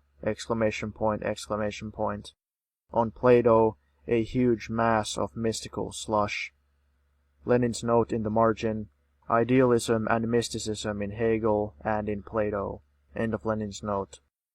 Speaking of Plato's Republic and of the current opinion that it is a chimera, Hegel repeats his favorite saying, quote, "What is real is rational, but one must know, distinguish, exactly what is real. In common life all is real, but there is a difference between the phenomenal world and reality." Unquote. In parentheses, 274. Lenin's note in the margin, "What is real is rational." End of Lenin's note. The philosophy of Aristotle. Incorrect, says Hegel, is the generally held opinion that the philosophy of Aristotle is, quote-unquote, realism, in parentheses, 299, id, page 311, quote-unquote, empiricism, in contrast to the idealism of Plato. Here again, Hegel clearly squeezes in a great deal under idealism. In presenting Aristotle's polemic against Plato's doctrine on ideas, Hegel suppresses its materialistic features. See 322 to 323 and others. Lenin's note in the margin, nota bene, end of Lenin's note. He has let the cat out of the bag. Quote, "The elevation of Alexander," in parentheses, Alexander of Macedon, Aristotle's pupil, into a god, is not matter for surprise. God and man are not at all so very wide asunder, unquote. In parentheses, 305. Lenin's note in the margin, merely invert it, precisely. End of Lenin's note. Hegel perceives the idealism of Aristotle in his idea of God, in parentheses, 326. Of course it is idealism, but more objective and further removed, more general than the idealism of Plato, hence in the philosophy of nature more frequently equals materialism. Lenin's note in the margin, Hegel has made a complete mess of the criticism of Plato's ideas in Aristotle. End of Lenin's note. Aristotle's criticism of Plato's quote-unquote ideas is a criticism of the idealism as idealism in general, for whence concepts, abstractions are derived, thence come also quote-unquote law and quote-unquote necessity, etc. The idealist Hegel in cowardly fashion fought shy of the undermining of the foundations of idealism by Aristotle in his criticism of Plato's ideas. Lenin's note in the margin, nota bene, When one idealist criticizes the foundations of idealism of another idealist, materialism is always the gainer thereby. See Aristotle versus Plato, etc., Hegel versus Kant, etc. End of Lenin's note. Quote, Leucippus and Plato accordingly say that motion has always existed, but they give no reason for this assertion. Unquote. Aristotle, Metaphysic, Book 12, Chapter 6 and 7, page 328. Aristotle thus pitifully brings forward God against the materialist Leucippus and the idealist Plato. There is eclecticism in Aristotle here, but Hegel conceals the weakness for the sake of mysticism. Hegel, the supporter of dialectics, could not understand the dialectical transition from matter to motion, from matter to consciousness, especially the second. Marx corrected the error, or weakness, of the mystic. Lenin's note in the margin, Nota bene, not only is the transition from matter to consciousness dialectical, but also that from sensation to thought, etc. What distinguishes the dialectical transition from the undialectical transition? The leap, the contradiction, the interruption of gradualness, the unity, identity, of being and not being. The following passage shows especially clearly how Hegel conceals the weakness of Aristotle's idealism. Quote, Aristotle makes objects into thoughts, hence in being thoughts they exist in truth. That is their ousia. Editor's note, substance. End of editor's note. Quote, the meaning of this is not, however, that natural objects have themselves power of thinking, but as they are subjectively thought by me, my thought is thus also the notion of the thing, which therefore constitutes its substance. But in nature the notion does not exist as thought in this freedom, but has flesh and blood. Yet it has a soul, and this is its notion. Lenin's note in the margin, naive, ! End of Lenin's note. Aristotle recognizes what things in and for themselves are, and that is their ousia. The notion does not exist for itself, but is stunted by externality. The ordinary definition of truth is, quote, truth is the harmony of the conception with the object, unquote. But the conception itself is only a conception. I am still not at all in harmony with my conception, with its content, for when I represent to myself a house, a beam, and so on, I am by no means this content. Quote-unquote I is something other than the conception of house. It is only in thought that there is present a true harmony between objective and subjective. That constitutes me. Aristotle, therefore, finds himself at the most advanced standpoint. Nothing more profound can one desire to know, unquote. In parentheses 332 to 333. Quote-unquote, in nature, concepts do not exist, quote-unquote, in this freedom, in the freedom of thought and the fantasy of man. In quote-unquote nature, they, concepts, have, quote-unquote, flesh and blood. That is excellent, but it is materialism. Human concepts are the soul of nature. This is only a mystical way of saying that in human concepts nature is reflected in a distinctive way. This, nota bene, in a distinctive and dialectical way. Pages 318 to 337, solely on the metaphysics of Aristotle. Everything essential that he has to say against Plato's idealism is suppressed. In particular, there is suppressed the question of existence outside man and humanity, ! The question of materialism. Aristotle is an empiricist, but a thinking one, in parentheses 340. Quote, the empirical, comprehended in its synthesis, is the speculative notion, unquote. In parentheses 341. Lenin's note in the margin, see Feuerbach, to read the gospel of senses in inner connection equals to think. End of Lenin's note. Footnote, see L. Feuerbach, Against Dualism of Body and Soul, Flesh and Spirit. End of footnote. The coincidence of concepts with quote-unquote synthesis, with the summing up of empiricism, sensations, the senses, is indubitable for the philosophers of all trends. Whence this coincidence? From God, I, the idea, thought, etc., etc., or from out of nature? Engels was right in his formulation of the question.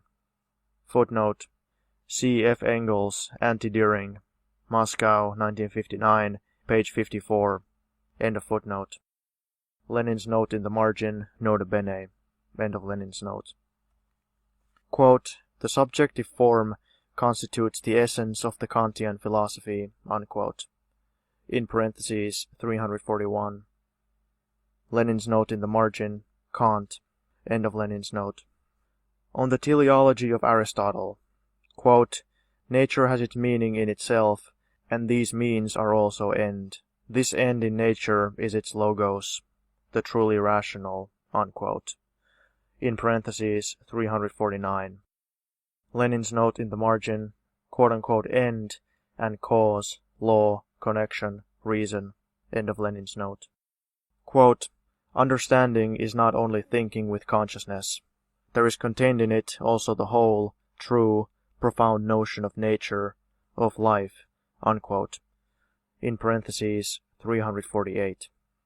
Reason, understanding, thought, consciousness without nature, not in correspondence with nature, is falsity, equals materialism.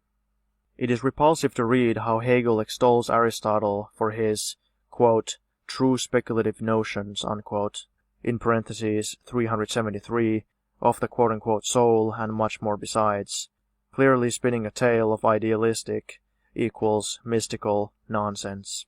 Suppressed are all the points on which Aristotle wavers between idealism and materialism, triple exclamation point. Regarding Aristotle's views on the quote-unquote soul, Hegel writes, quote, all that is universal is in fact real, as particular, individual, existing for another, unquote. In parentheses, 375. In other words, the soul. Lenin's note in the margin lets the cat out of the bag in regard to, quote-unquote, realism. End of Lenin's note. Aristotle, De Anima, Book 2, Chapter 5, quote, the difference, in parentheses, between empfinden and erkennen, editor's note, sense perception, in parentheses, sensation, and cognition, end of editor's note, is that which causes the sensation is external. The cause of this is that perceptive activity is directed on the particular, while knowledge has as its object the universal, but the universal is, to a certain extent, in the soul itself as substance. Everyone can therefore think if he wishes, but sense perception does not depend on him, since the necessary condition is that the object perceived is present, unquote. In parentheses, 377. Lenin's note in the margin, sense perception and cognition. Aristotle comes very close to materialism. End of Lenin's note.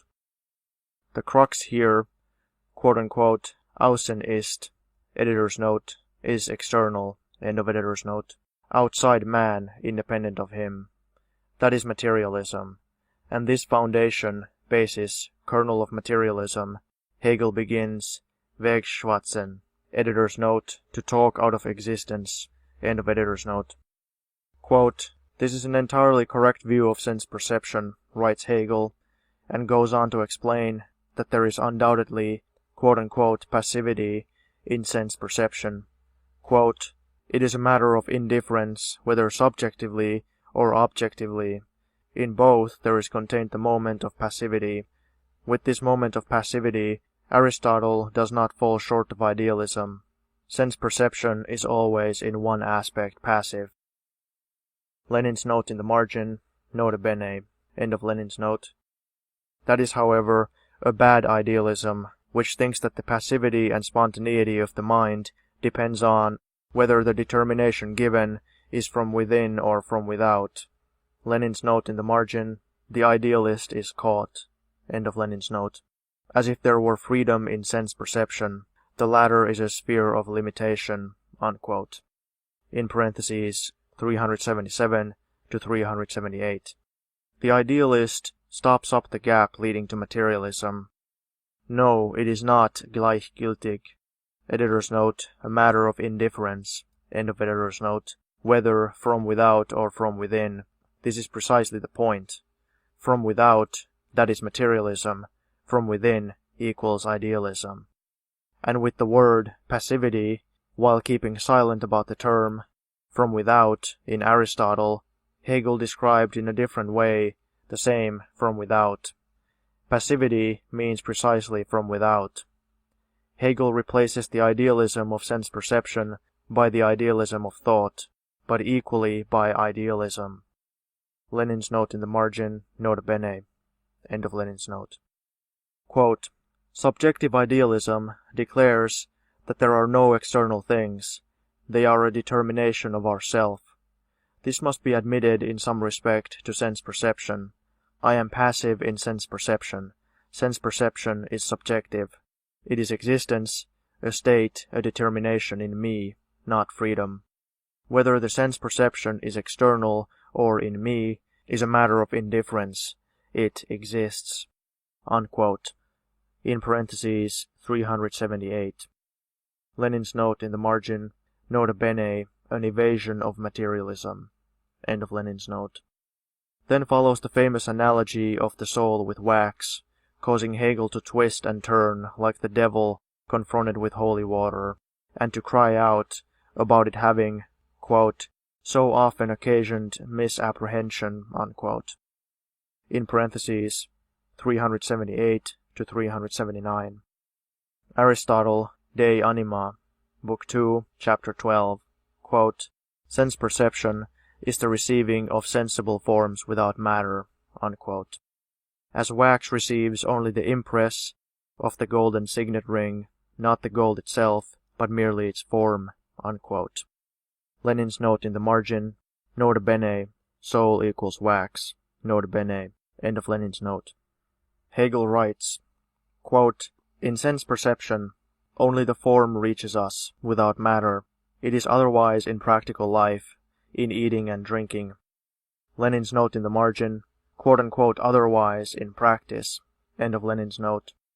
In the practical sphere in general, we behave as single individuals, and as single individuals in a determinate being, even a material determinate being. We behave towards matter in a material way. Lenin's note in the margin, cowardly evasion of materialism, end of Lenin's note. Only insofar as we are of material nature are we able to behave in such a way. The point is that our material existence comes into play, unquote.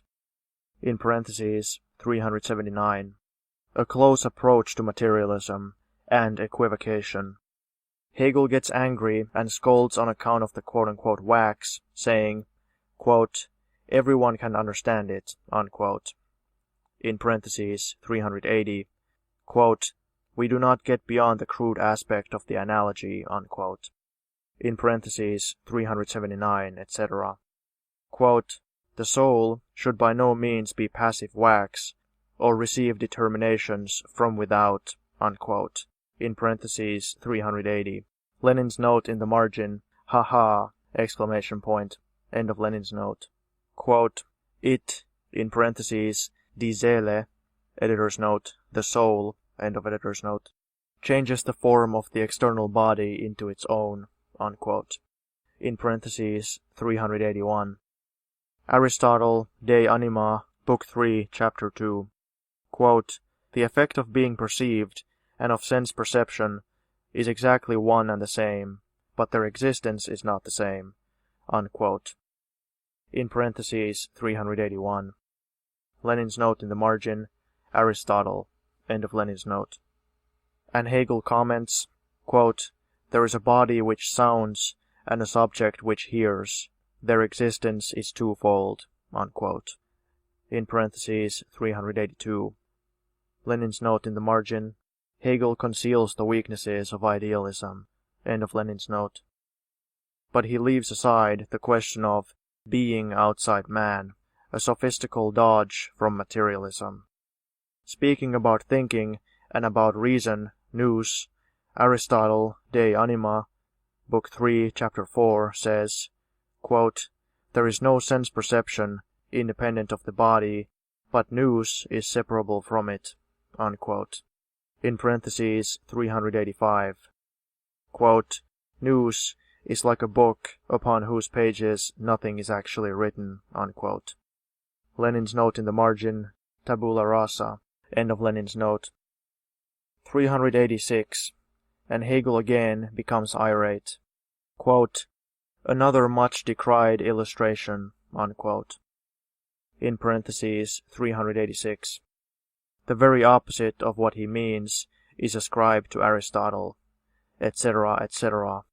Lenin's note in the margin, "Ha-ha!" exclamation point, end of Lenin's note. Inside double parentheses, Lenin has written, "And the question of being independent of mind and of man is suppressed," double exclamation point. All that for the sake of proving, quote, "Aristotle is therefore not a realist," unquote. In parentheses 389. Lenin's note in the margin, "Ha-ha!" exclamation point. "He's afraid," double exclamation point. End of Lenin's note. Aristotle, quote, "In this way he who perceives nothing by his senses learns nothing and understands nothing. When he discerns anything, in parentheses Giori, editor's note, perceives, end of editor's note, he must necessarily discern it as a pictorial conception, for such conceptions are like sense perceptions, only without matter," unquote. In parentheses 389. Lenin's note in the margin, Aristotle and materialism, end of Lenin's note. Quote, "Whether the understanding thinks actual objects when it is abstracted from all matter requires special investigation," unquote. In parentheses 389. And Hegel scrapes out of Aristotle that ostensibly, quote, "nous and noetos are one and the same," unquote. In parentheses 390. Editor's note, nous is translated as reason, noetos is translated as what is apprehended by reason, end of editor's note, etc. A model example of the idealistic misrepresentations of an idealist, distorting Aristotle into an idealist of the 18th, 19th century. Lenin's note in the margin, distortion of Aristotle, end of Lenin's note. The philosophy of the Stoics. Footnote. Stoics, adherents of an ancient Greek school of philosophy, arising about the 3rd century BC, and existing until the 6th century AD. The Stoics recognized two elements in the universe, an enduring element, matter without quality, and an active one, reason, logos, God. In logic, the Stoics proceeded from the assumption that the source of all cognition is sensuous perception, and that a conception can be true only if it is a faithful and full impression of the object. The Stoics taught, however, that perceptual judgment arises only as a result of agreement between the mind and a true conception. This the Stoics called quote-unquote catalepsy or quote-unquote seizure, and viewed it as a criterion for truth. End of footnote. In regard to the quote-unquote criterion of truth of the Stoics, quote, "the conception that is laid hold of," unquote, in parentheses 444 to 446, Hegel says that consciousness only compares conception with conception, not with the object, in parentheses 446, quote, "truth is the harmony of object and consciousness," unquote, equals, quote, "the celebrated definition of the truth, and consequently the whole question is one of the, quote, objective logos, the rationality of the world," unquote, in parentheses 446. Quote, "Thought yields nothing but the form of universality and identity with itself. Hence everything may harmonize with my thought," unquote, in parentheses 449. Lenin's note in the margin, Hegel against the Stoics and their criterion. End of Lenin's note. Quote, reasons, however, prove to be a humbug, for there are good reasons for everything, unquote. In parentheses, 469. Quote, which reasons should be esteemed as good, thereby depends on the end and interest, unquote. Ibidem. Lenin's note in the margin, there are quote-unquote reasons for everything. End of Lenin's note. The philosophy of Epicurus.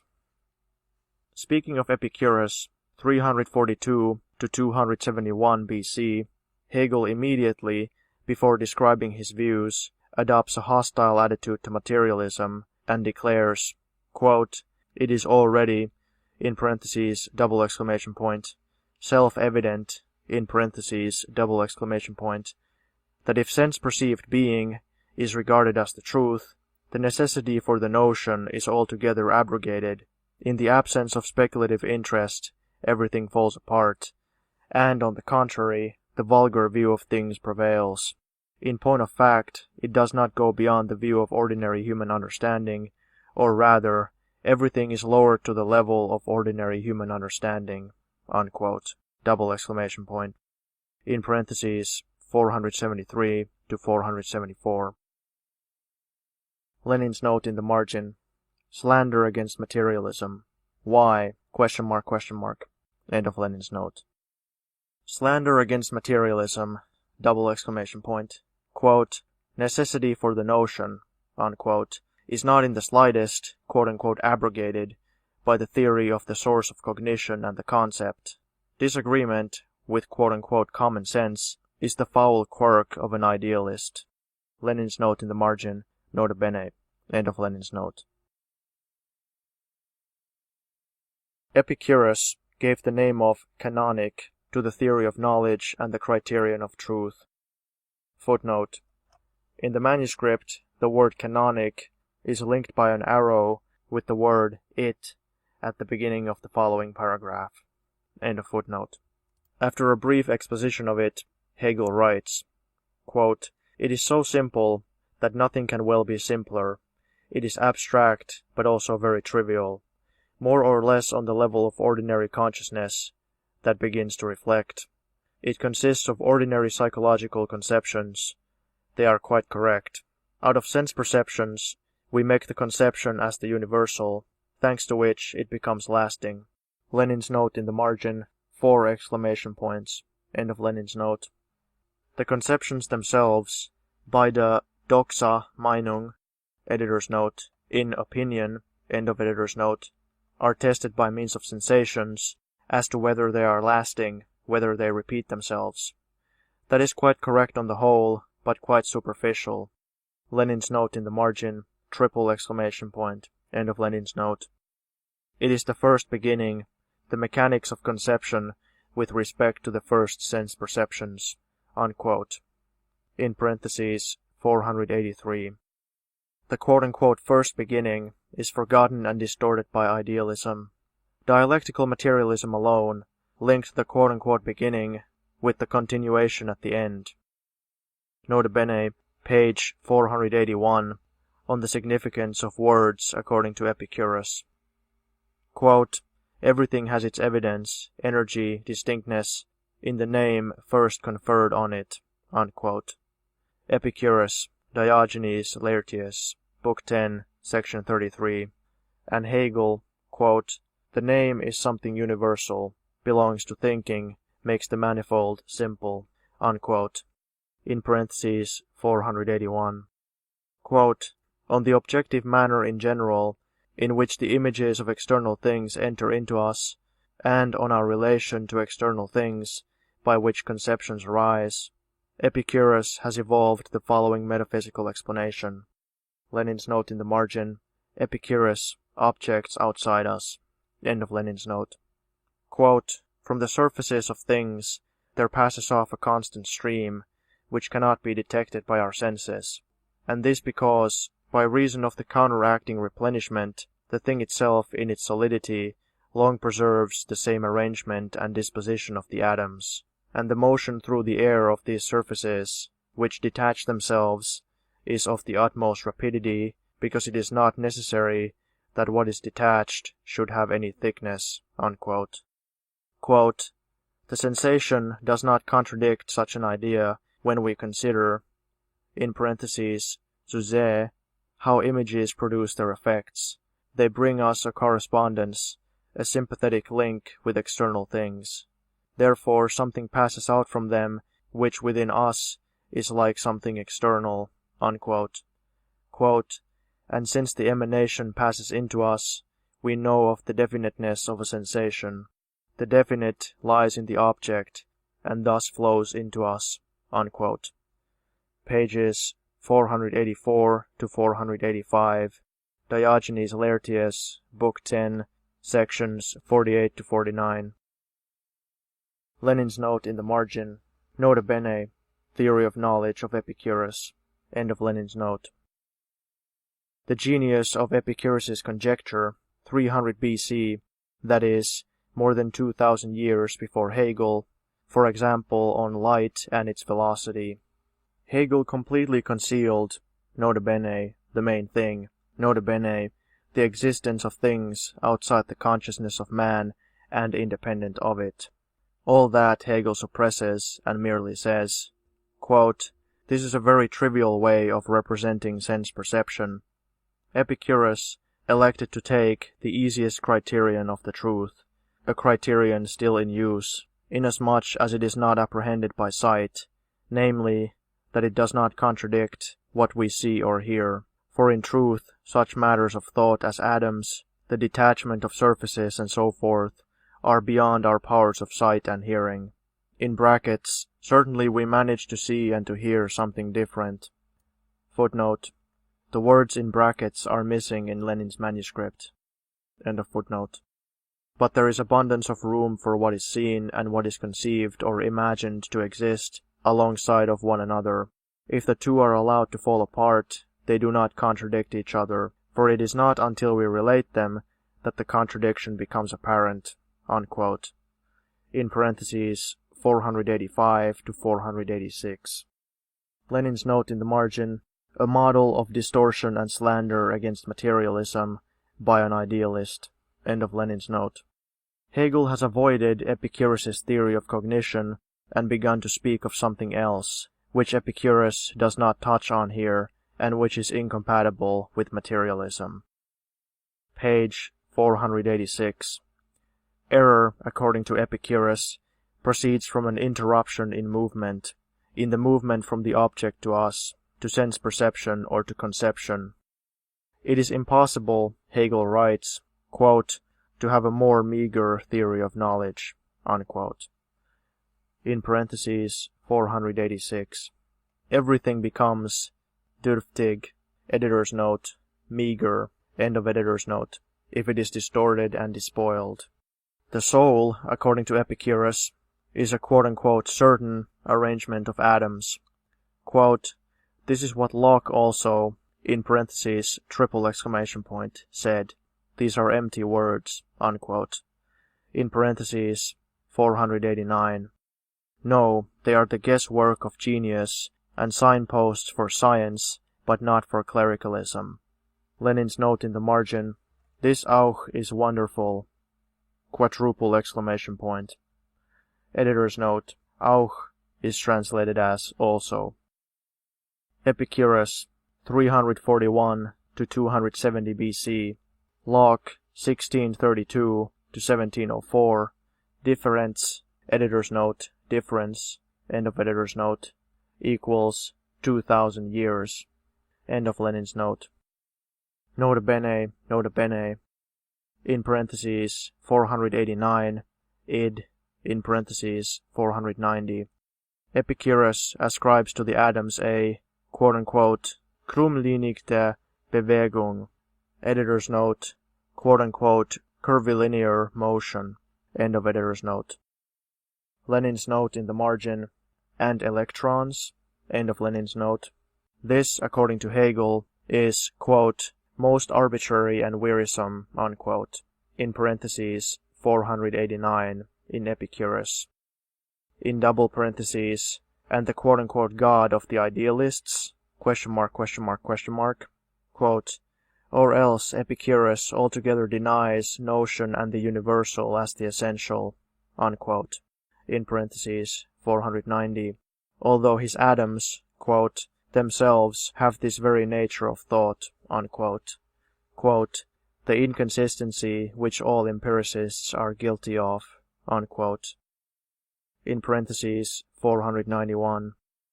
Lenin's note in the margin, nonsense, lies, slander, nota bene, end of Lenin's note.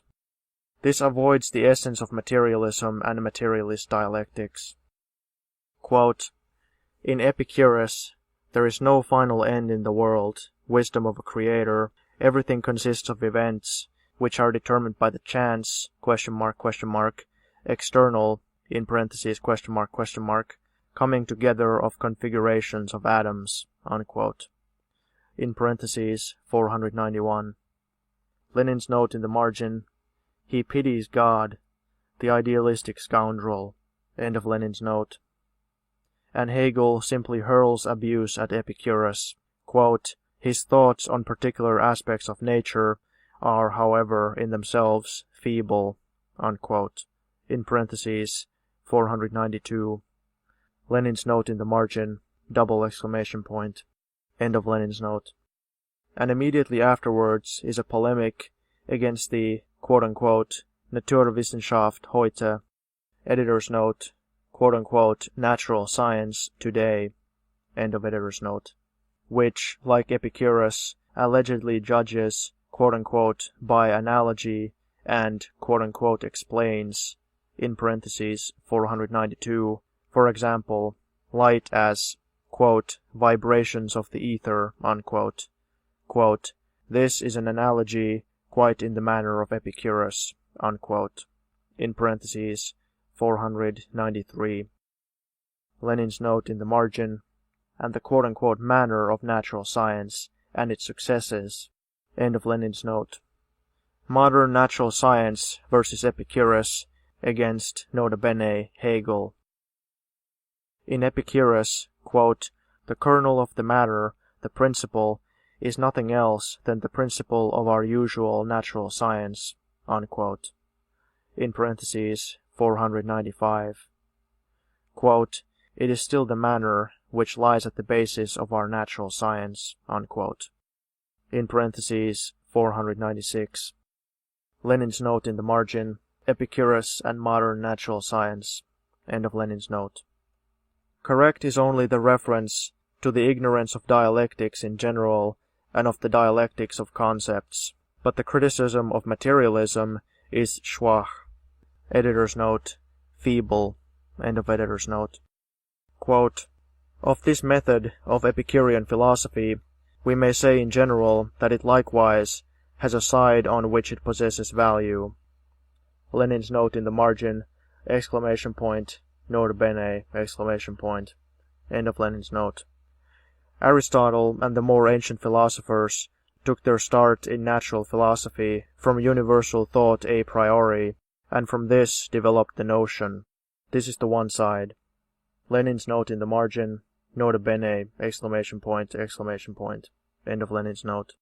The other side is the necessary one, that experience should be worked up into universality, that laws should be determined, that is to say, that the result which follows from the abstract idea should coincide with the general conception to which experience and observation have led.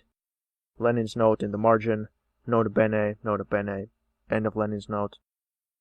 The a priori is with Aristotle, for instance, most excellent but not sufficient, because it lacks connection with and relation to experience and observation. Lenin's note in the margin, nota bene, end of Lenin's note. This development of the particular to the general is the discovery of laws, natural forces, and so on. It may be said that Epicurus is the inventor of empirical natural science, of empirical psychology. Lenin's note in the margin, nota bene, end of Lenin's note. In contrast to the Stoic ends, conceptions of the understanding is experience, the sensuous present.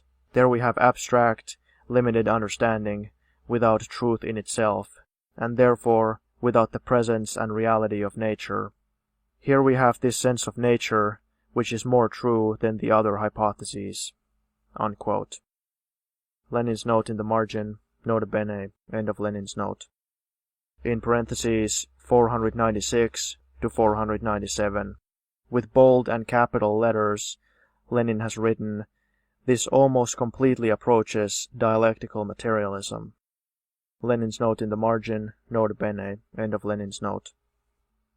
The importance of Epicurus, the struggle against Aberglauben, editor's note, superstitions, end of editor's note, of the Greeks and Romans, in parentheses 498, and modern priests, question mark, all this nonsense about whether a hare ran across the path, etc., and the good Lord.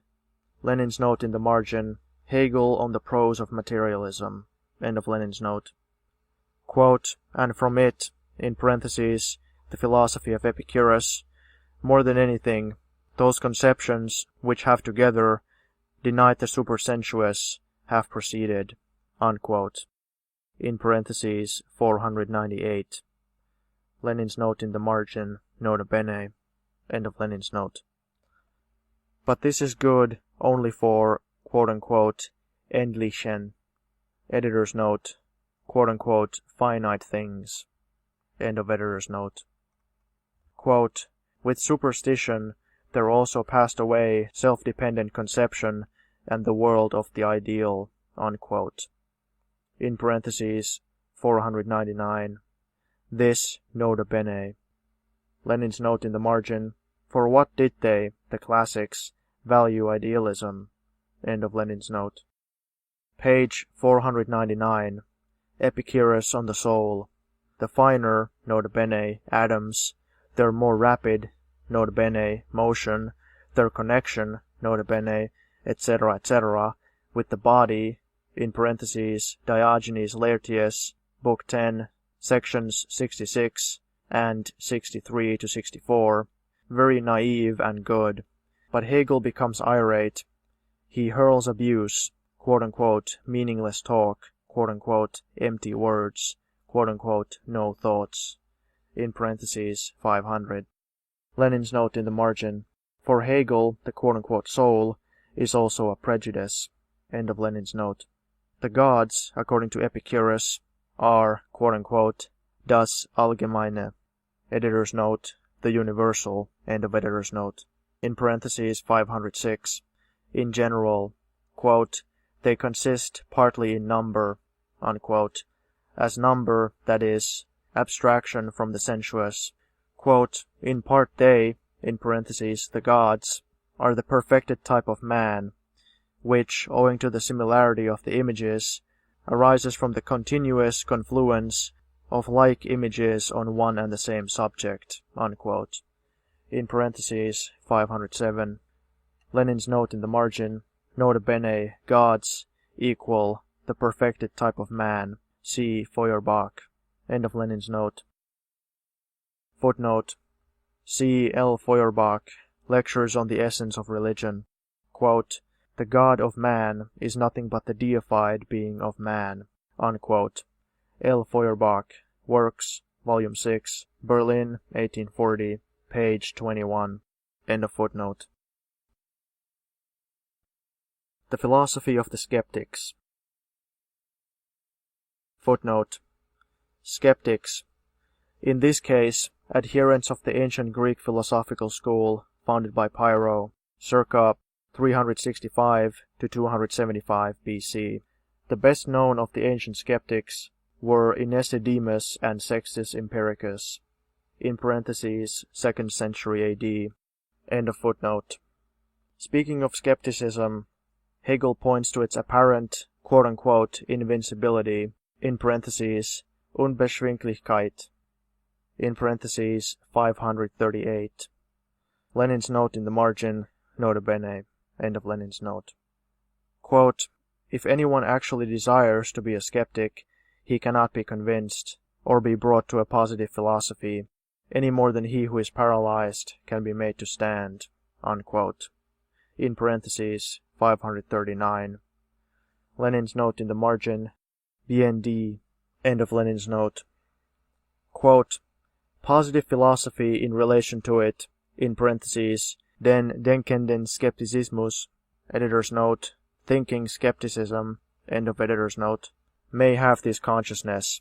It contains in itself the negative of skepticism. Skepticism is not opposed to it, nor outside it, but is a moment of it, but it contains the negative in its truth, as it is not present in skepticism. Unquote. In parentheses, 539. The relation of philosophy to skepticism. Quote, philosophy is dialectical. This dialectic is change. The idea is abstract idea, is the inert and existent, but it is only true insofar as it grasps itself as living. This is that it is dialectical in itself, in order to transcend that quintessence and inertness. Hence the philosophic idea is dialectical in itself and not contingent. Skepticism, on the contrary, exercises its dialectic contingently, for just as the material, the content, comes before it, it shows that it is negative in itself. Unquote. In parentheses, 540. Lenin's note in the margin, nota bene, dialectics of skepticism is, quote-unquote, contingent. End of Lenin's note. The old, in parentheses, ancient, skepticism has to be distinguished from the new. In parentheses, only Schulze of Göttingen is named. In parentheses, 540. Ataraxy, in parentheses, imperturbability, as the ideal of the skeptics. Quote, Pyrrho once pointed out to his fellow passengers on board a ship, who were frightened during a storm, a pig, which remained quite indifferent, and peaceably ate on, saying to them, in such imperturbability the wise man must also abide. Unquote. Diogenes Laertius, Book 9, 68. Pages 551 to 552. Lenin's note in the margin, not a bad anecdote about the skeptics. End of Lenin's note. Quote, skepticism is not doubt. Doubt is just the opposite of the tranquility that is the result of skepticism. Unquote. In parentheses, 552. Lenin's note in the margin, nota bene, skepticism is not doubt. End of Lenin's note. Quote, skepticism, on the contrary, is indifferent to the one as well as to the other. Unquote. In parentheses, 553. Schulze, in Esidemus, passes off for skepticism the statement that everything sensuous is truth, in parentheses, 557, but the skeptics did not say so. One must sich danach richten, orientate oneself by the sensuous, but that is not the truth. The new skepticism does not doubt the reality of things. The old skepticism does doubt the reality of things. Lenin's note in the margin, nota bene, end of Lenin's note. Tropes, turns of speech, arguments, etc. of the skeptics. Footnote. Tropes, the designation for the reasons for doubt advanced by the ancient skeptics, in parentheses, 10 tropes, and later supplanted, in parentheses, 5 tropes, by Agrippa. By means of these reasons, the skeptics tried to prove the impossibility of cognizing things and the absolute relativity of all perceptions. End of footnote. Lenin's note in the margin, everything in Sextus Empiricus, 2nd century AD. End of Lenin's note. A. The diversity of animal organization, in parentheses, 558, differences in sensations, the jaundiced, dem gelbsichtigen, sees as yellow what to others appears white, etc. B. The diversity of mankind, quote-unquote idiosyncrasies, in parentheses, 559, whom to believe, the majority? Foolish, for all men cannot be interrogated, in parentheses, 560. Diversity of philosophies, stupid reference, Hegel waxes indignant, quote, such men see everything in philosophy excepting philosophy itself. Lenin's note in the margin, nota bene. End of Lenin's note. and this is overlooked, unquote. Quote, however different the philosophic systems may be, they are not as different as white and sweet, green and rough, for they agree in the fact that they are philosophies, and this is what is overlooked, unquote. In parentheses, 561. Lenin's note in the margin, nota bene, end of Lenin's note. Quote, all tropes proceed against the is, but the truth is all the same, not this dry is, but essentially process, unquote. In parentheses, 562. Lenin's note in the margin, nota bene, end of Lenin's note. C. The diversity in the constitution of the organs of sense. The various sense organs perceive differently. On a painted panel, something appears, erhaben, editor's note, raised, end of editor's note, to the eye, but not to the touch. D. The diversity of circumstances in the subject. Rest, passion, etc. E. The diversity of distances, etc. The earth going round the sun, or vice versa, etc. F. Intermixture. Sense in strong sunshine and without it, etc. G. The composition of things. Pounded glass is not transparent, etc. H. The quote-unquote relativity of things. I. The frequency, rarity of happenings, etc. Habit. K. Customs, laws, etc. Their diversity. These 10 are all old tropes, and Hegel, this is all quote-unquote empirical, quote, do not have to do with the notion, unquote. In parentheses, 566, this is quote-unquote trivial, but, quote, in fact, as against the dogmatism of the common human understanding, they are quite valid, unquote. In parentheses, 567. The 5 new tropes are said by Hegel to be much more advanced. They contain dialectics, concern concepts. Also according to Sextus, A. The diversity of the opinions of philosophers. B. The falling into an infinite progression. One thing depends on another, and so on, without end. C. Relativity of premises. D. Presupposition. The dogmatists put forward unprovable presuppositions. E. Reciprocity, circle, in parentheses, vicious. Quote, these skeptical tropes, in fact, concern that which is called a dogmatic philosophy, and in accordance with its nature, such a philosophy must display itself in all these forms. Not in the sense of its having a positive content, but as asserting something determinate, as the absolute. Unquote. In parentheses, 575. Lenin's note in the margin, nota bene, end of Lenin's note. Hegel against the absolute. Here we have the germ of dialectical materialism.